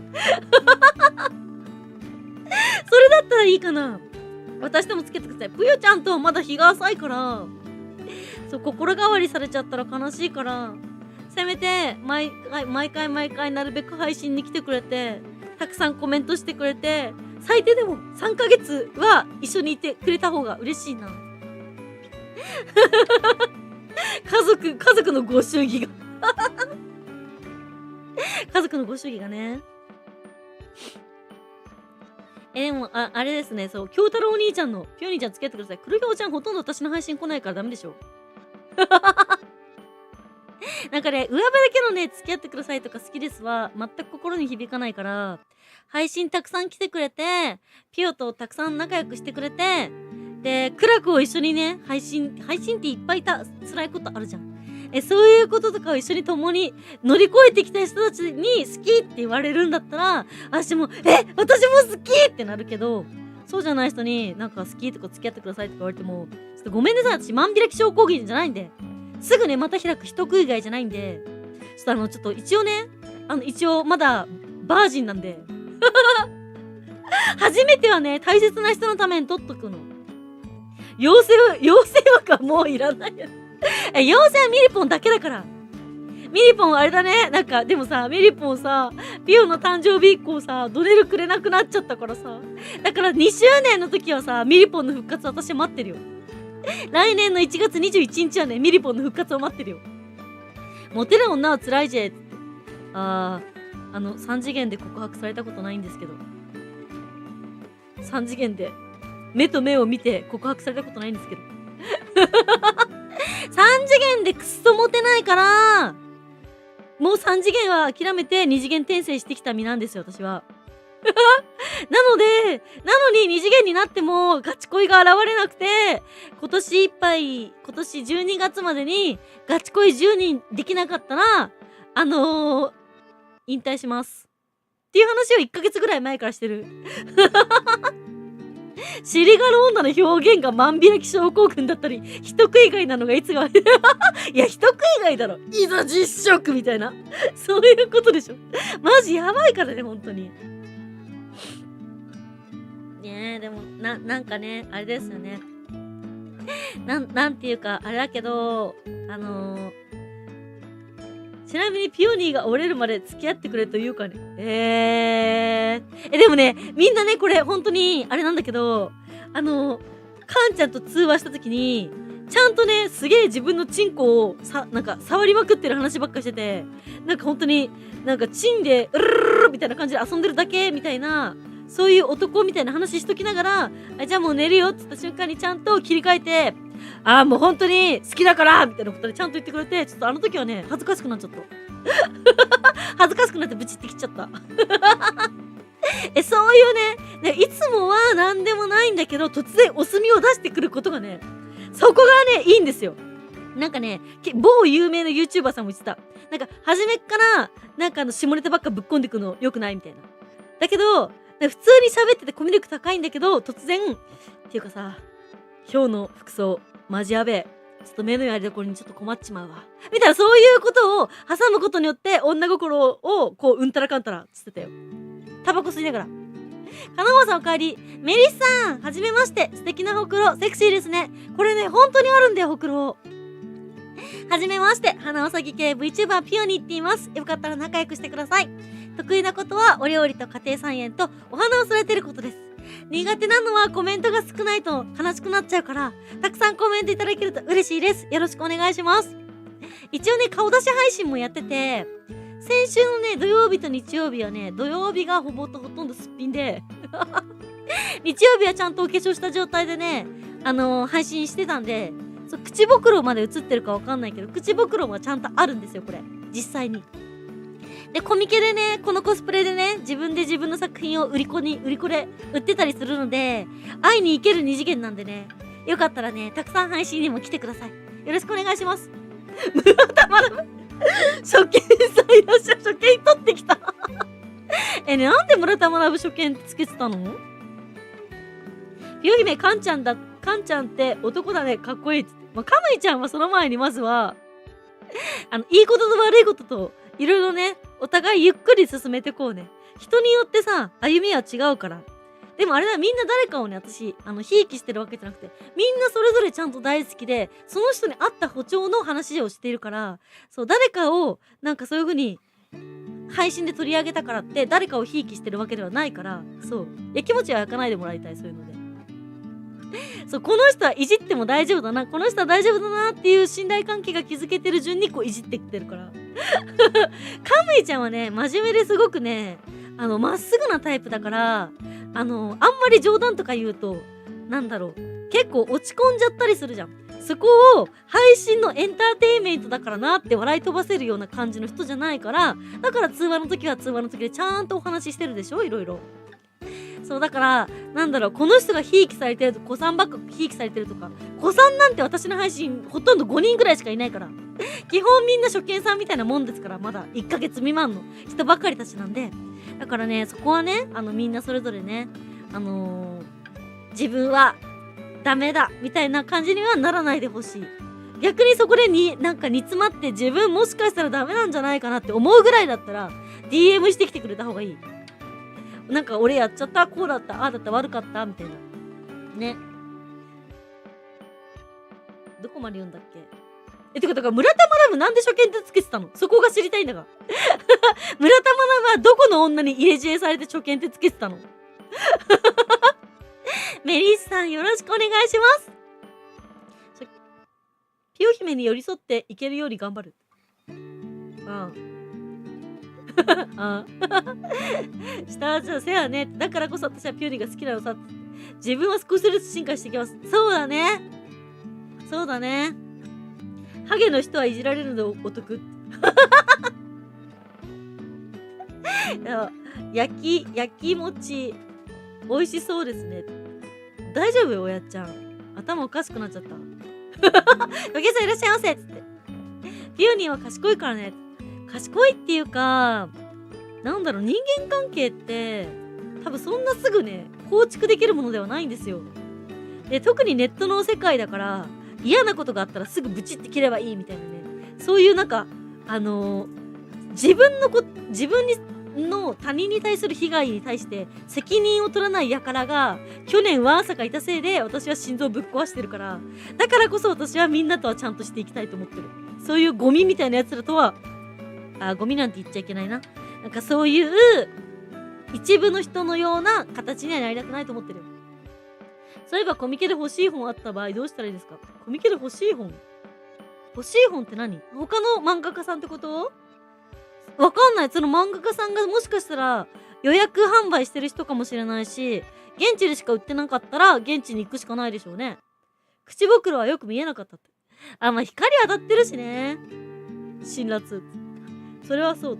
いざ対マンで話すってなると敬語しばらく抜けないかも。ベルさんあれじゃない？通話プラン入ってなくない？すごく真面目な考え方してびっくりする。すごい素敵だと思う。いや私は多分誰よりも君たちに寄り添うし、誰よりも君たち一人一人のことを考えて喋ってるよ。なんだろう、その場その空気だけを楽しい、私が作りたい世界っていうのは、なんだろう、二次元だから配信者だからふんわりした状態のものっていうのは作りたくないの。誰よりもリアルで、誰よりもすごく現実的で、誰よりもなんか辛いことも言うし正論ばっかり言うだろうけど、でもそれはその人のためになることをしていきたいと思ってるんだよね。で本当に私のこと嫌だったら消えちゃえばいいだけじゃん。私が悲しむだけだから消えちゃって。でもその人のこと考えたら、誰かしらがその人に立ってこれはいけないって本当のこと言わなきゃいけない。じゃあ私が言うかって感じ。それでなんかちょっと成長できたら、その人もこの世界で生きやすくなるだろうし、温暖化でもねついていけるようになるかもしれないしね。なんだろう、それこそ本当にさ、なんかおせっかいをすることが仕事だと思ってる。おせっかいを焼いてなんぼだと思ってる。私ってめちゃめちゃ多分本当に君たちにとって本当に調子のいい相手なんだよ。好きな時は好きって言ってて、何かあって他の女の子のことが好きになったら私の配信来なきゃいいだけじゃん。そう。でも私は来なくなっちゃったらめちゃめちゃ配信終わった後泣くし、今日来てなかったから嫌われちゃったかなとか思うし、君たちがなんか間違ったこととかしてたらちゃんと言うし、嫌われることも覚悟で。でも私は好きだから言うんだよっていうね。でそういうのが、そういう場所でありたい。ここはなんか二次元だから YouTube だから、その時間を暇つぶしだからっていうだけの空間にはしたくない。そういうなんかさ、そういうただ癒しを与えるとか、ただ可愛いみたいな、そういうね、そういう才能を持ったさ VTuber さんたくさんいると思うんだけど、私は残念なことにその才能はないから、そうトーク力とか歌がうまいとか、そういう才能がないから、だからこそ誰よりも優しくありたいと思うし、申し訳ないけどおっぱいしか武器がないので、このちょっと爆乳はちょっとひけらかさせていただきたい。許してほしい。才能がない私でもヒーローになれますかって言ってただの M カップの私でもヒーローになれますかっていう、そういう場所に作りたい。ピューニーさん来ました。どうしたのヒロシンちゃん、おかわり。毎月の通話で激励質問感謝してますすごい考え方ですよ。私にはできません。いやそうだよね、めんどくさかったらこいつはこいつだからしょうがないっつって放り投げて、なんだろう、放り投げるって言い方おかしいな。こいつはこいつだからこれ以上言っても仕方ないし、言うのめんどくさいし、言うだけ労力の無駄だから、こうやって付き合っていけばいいっていう世の中だよ今。そういう世の中ばっかりなんだよ。だから X とかで悪口言ったりとか、引用リツイートしてわざわざいらんこと言ってさ、火種を生んだりとかするわけじゃん。でも私はだからこそここの配信では絶対そういうのをしない、人情あふれる配信でありたいと思ってる。本当にマジで本当それ。なんか優しさがさ欠落してると思うんだよね。だって人のことを思ってさ怒ったりとか、人のことを思って思いやって何かしたりとかね、お金の発生しない行動するとかって普通だと思うけど、今それが普通じゃなくなってるじゃん。そもそも私は私がされて嬉しい、私が推してたら推してこうあってほしいっていう姿を目指しているから、だからちょっと他の V とはね V さんとはちょっと違う形になってしまうんだけどね。そうだからこういう話とかをちゃんと聞いてくれて、で、あ、この子は他の子たちとは違うんだ、じゃあちょっと好きになってみようかなって言って、こういうところも全部含めて私のこと好きって言ってくれる人が好き、大好き。おつちゃんいらっしゃい、おむちゃんいらっしゃい、来てくれてありがとう。そんな感覚ができる方こそ心臓の疾患も患ってしまったそれないや、私ありがたいことにマジでクソビッチと、あと整形狂いのオカマとオナホ狂いの男しか友達いないんだけど、ありがたいことに人間としてのクズはいなかったの。だからね VTuber になって初めて好きですって言われてる言葉が嬉しくて、好きって言ってくれることに嬉しいから、それを全力で答えようと思っていたら裏で全部悪口言われてたみたいな、そういうね悪意のある行為っていうものをね初めて知ったんだよ。でもねそれを知ってね、私理解するまでにめちゃめちゃ時間かかったんだよね。なんだろう、私がこんなに全力で好きで尽くしてるのになんで好きになってもらえないんだろうって。で、あ、この人はやっちゃいけないことをやらなきゃ自分を立て直せない人なんだって思った時に、じゃあその立て直せない建前で精一杯付き合って、でそれが間違ってるって教えてあげようって、そんな見栄を張らなくてもいいよ、いい世の中なんだよって教えてあげようと思ってとことん頑張った結果心臓が死んだまあでもね病気になっといてなんだけど、でも私後で後悔したくないの。あの時私は全力でやったっていう自信があるから。だから私はこの毎月のね心臓病気の総合病院に行く時も全く後悔もないし、それはそれで楽しんで生きてる心臓がねいつ止まるか分かんないけれども、でもそれでも私がその時精一杯やった証だから、それであの時適当にやってたら私は多分すごく後悔したと思うんだよね。そうだ、こういういつもねバカみたいな話してるのに、こういうたまにね真面目な話するじゃんさ。その真面目な話にちゃんと出くわしてくれて、あーピヨちゃんいいな、応援したいなって思ってくれる一握りの人たち、そう、その人たちに好きって言ってもらいたい。できたらいつものバカ話だけの私じゃなくてね。カムイちゃんドネラありがとね、いつもありがとうございます。命を燃やす系、いやガチで死ぬからね、本当に笑い話じゃないそうだからね、みんな何かあったらね、ファンボックスとかの人は相互フォローだから見つけやすいんだけど、そうじゃない人はね相互フォローじゃないから見えないこともあるかもしれないんだけど、なるべくリスナーさんのツイートでなんか病んだりとかしてる人はファンボックスとか関係なく大丈夫って連絡するようにしてる。なるべくね 100% できるわけじゃないけどね、私も。そう、いやでもだからなんだろうね、だから私は多分バズらない、マジでね VTuber としては大成しないと思うんですよ。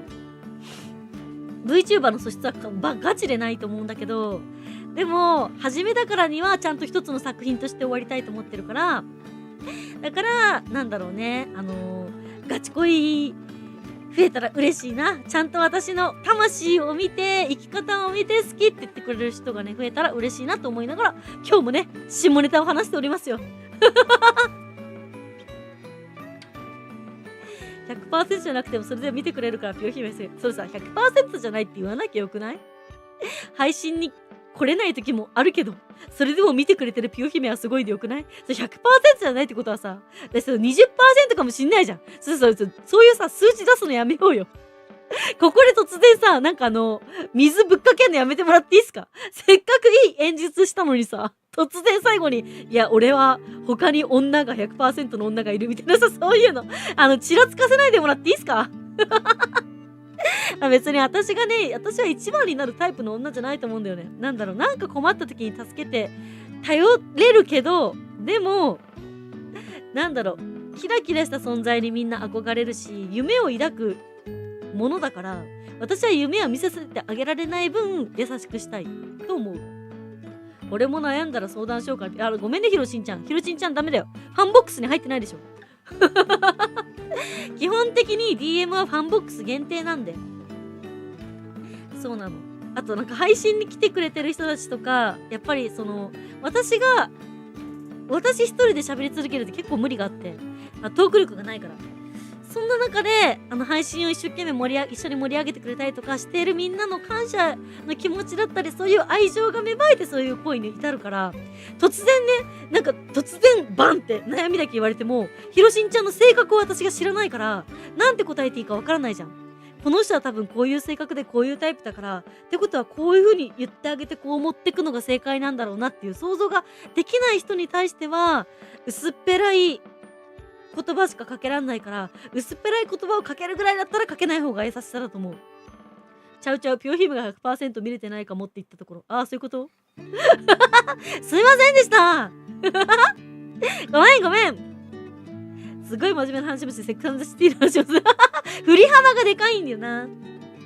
振り幅がでかい。まあでも、そろそろ仕事にました。いたのカノーマンさん。カノーマンさんね、カノ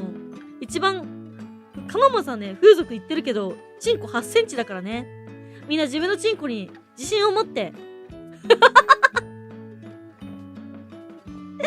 みんな、カノーマンさんがね、カノーマンさんという指標がいるから。せやな。カノーマンさんがね、カノーマンさん8センチだけど一生懸命風俗行くからさ、君たちもね、8センチぐらいでも、ミニペニスでもね、大丈夫だから。ファンボのプランを上げたいんだけど、どのタイミング、ファンボのプランは、月終わりに更新されるので、今月多分上げても、あと半月しかないから、通話の日程がね、ほぼほぼ埋まっててないんですよ。なので、よかったら、月始めの更新の時に、プラン上げていただけると嬉しい。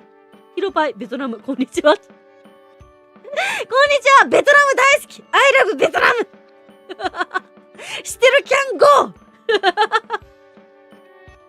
DM はファンボックス限定ですか？まあそのファンボックスに先ほど入りましたけどファンボックス入ってくれた人は、これ配信終わったら、ファンボックスのメッセージ経由で、鍵アカにご招待します。で、そちらの鍵アカと、もしファンボックスの名前が違かったら、事前にね、ファンボックスでメールしてもらって、で、鍵アカにフォロー申請送ってもらったら、相互フォローになって、で、専用のディスコードサーバーに招待しますので、よろしくお願いします。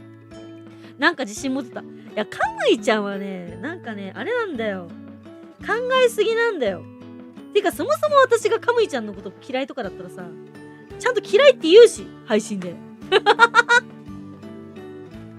私嘘つけないからちゃんと言うし、あなたのこういうとこは嫌いだからどうのこうのってちゃんと言うし、でもそういうこと言わないでちゃんとさ、あれなんだよみんな、ファンボックスの通話プランってのは私ね、告白タイムだと思ってるから。配信はさ、みんなとのデートだけど1対多数だから、その人の深い話とかできないでしょ。でもフィオのファンボックスの通話プランって10分とか5分とか20分とか書いてあるけど、実質2時間3時間4時間5時間だからその人が分かるまで、その人と話がちゃんとできるまで、その人がスッキリするまで、そして私が話し終わるまでがプランだから、そう、一番長くて12時から朝の6時まで話した人もいるぐらいだから、それぐらいちゃんと人間関係構築できるプランとなっておりますのでね、よろしくお願いします。フィオニーは今は全力で生きるってことが伝わった。そうだね、私別に明日死んでもね、何も悔いないから、ありがたいことに。基本的にはいつ死んでもいいように生きてる。そう、いつ死んでもいいように生きてるし、まあワンちゃんとかね、住んでる家族たちがいるけど、でもその家族たちの行くあても大体もう振ってあるから、もし死んだ時のために、私結構衣装とかもすごい書くから。飛行機に乗る時はもう衣装をね、書いて各所に送って、もし私がこの着陸時間までにLINE が来なかったら、死んだと思ってこの衣装を開封してくれみたいな。それぐらい、いつ死んでも私はいいと思って生きてる。そう、相談してくれるとか、この書き込み寺ですね。いや、マジ書き込み寺だよ。書き込み寺で駆け込んできて、私が面ケアして復活したら、他の女のとこに戻っていって、リスナーさんたちは数知れずだよ。で、私はね、あれなんですよ。一番にはなれない女なんだよね。正論とか、痛いじゃん。言われんの。そう。だけど私はあえてちゃんと正論を言う。で、正論を言った上でちゃんと寄り添う。だからこうしてったらいいかもしれないよね。みたいな感じでね。そう。正論は痛い。うん、痛い。正論って痛い。でもね、私は誰よりも逃げ癖があって、で、一回人生終わったなってね、別に病んで終わったとかじゃなくて、自分が培ってきたキャリアを全て一回他人にぶっ壊されてから自分でもう一回這い上がってきてるから、正論がどんなに痛いってことも言われても、それは正論だから言えるんでしょって吐き捨てちゃう気持ちも全部分かってるけど、ちゃんと時間が経った後にその正論を言ってくれた人の存在がすごく大きくなるんだよ。そう、その時はなんかこいつはどうせ俺のこと分かってないのに適当なこと言ってみたいな感じになるかもしれない。だけど何かがあった時にふと気づくんだよね。あの時あの人がいてくれなかったら、あのこと言ってくれなかったら、自分もしかしたらもっとダメだったかもしれないって。私はそういう経験もたくさんしてきたから、だからこそ君たちに正論をぶつけるし、私自身も正論でありたいと思ってる。誰よりも正論でありたいし、そう、誰よりもおせっかいで建前をたくさん建前じゃないな、おせっかいで世話焼きでありたいと思ってる。ちょっと次回からトークの内容を考えるか、通話プラン。おやっちゃんなんか同僚の奥さんがクソ料理下手くそで、おやっちゃんと一緒に電車乗ってたら、その同僚の人がなんかプリプリしたいって言い始めて、でトイレ行ったんだって。でそしたらトイレからなかなか帰ってこなかったんだけど、なんかそのプリプリがあまりに悪臭すぎて、でなんかクレームが入りまくって、駅に警察が来る事態になったらしい。ガス爆発になった。でこの間そうおやっちゃんとはうんこの話しかしなかった。いやでもね、おやっちゃんはね、多分ね、すごい自分が思ってるよりおやっちゃんはすごく繊細な人だと思うんだよね。そうだからなんかその繊細なところがパンって出ちゃった時に、もうその時ピオのこと嫌いだったとしても、もうね、もうピオの配信1年間来てなかったとしても、いつでも電話してきていいからねとは言ってる。そうなんだろう、去年私のことたくさん嫌がらずしたリスナーさんたちもなんか別にいつ戻ってきてくれたら私はすごく嬉しい。なんだろう、どんなに嫌なことされて、どんなに辛いことされても、私はみんなのこと大好きだから。そう、相手が私のこと嫌いでも、私が相手を嫌いになる理由にはならないから。だからなんだろう、向こうが私のこと嫌いでも私は向こうのこと大好きなんだよね。そう、人を嫌いになったことないから大丈夫ですよ。そうだからそれがまあさっきもしてすごい、いやおやっちゃんが突然なんかで、私が昨日さ1年前の R1 飲んだって話したじゃん。賞味期限が1年過ぎたさ R1 飲んだって話したじゃん私で。配信終わってさ深夜寝てたの。そしたら深夜の2時から突然ね激痛に襲われて、陣痛のようなね激痛に襲われて朝の4時までトイレから出てこれなかった。マジで本当になんだろう、腸の中身が全て出た実感があるって。でそれをねおやっちゃんに R1 が暴走したみたいなやっぱ1年前の R1 は大腸筋が最強になんかもうあれだよね。T ウイルスみたくなってて結局私ほとんど寝てなくて今日病院行ったんだけどって言ったら、出した分入れなきゃダメだから肉を送るよとか言い始めて、肉なんか食えるような気持ちじゃないよみたいな。いやー、ね、初見さんはね、わかんないかもしれないんですけど、私、未だに一応学生専業ニート VTuber なんで、お庭でね、自給自足のお野菜とかね、ハーブとか育てながら自分で生きてるんですよ。で、家賃5000円の家にクソボロい家に住んで、山の中のね、で、専業ニート VTuber やってるので、たかが1年賞味期限が過ぎたところで物は無駄にできないんですよ。で、R1 をね、体内にね、入れたら、深夜の2時から朝の4時まで地獄を見たっていう。なんかね、あまり、私がなんかもう、痛えみたいな感じになって、ガチ陣痛みたくなってて、でなんか鼓も結果もなんか、オロオロして近づいてこなかったもん。うわーみたいになって。あ、そういえば、なんかね、鼓の最近ね、寝言がうるさすぎて、鼓ってシーズンのワンちゃんなんだけど、寝言がうるさすぎてさ、録音したから今度、ちょっとディスコードに貼り付けるね。鼓の寝言。あいつ一晩中寝言言ってっからね。はい、じゃあということでね、もう0時回りましたんで今日も終わりにしましょうか。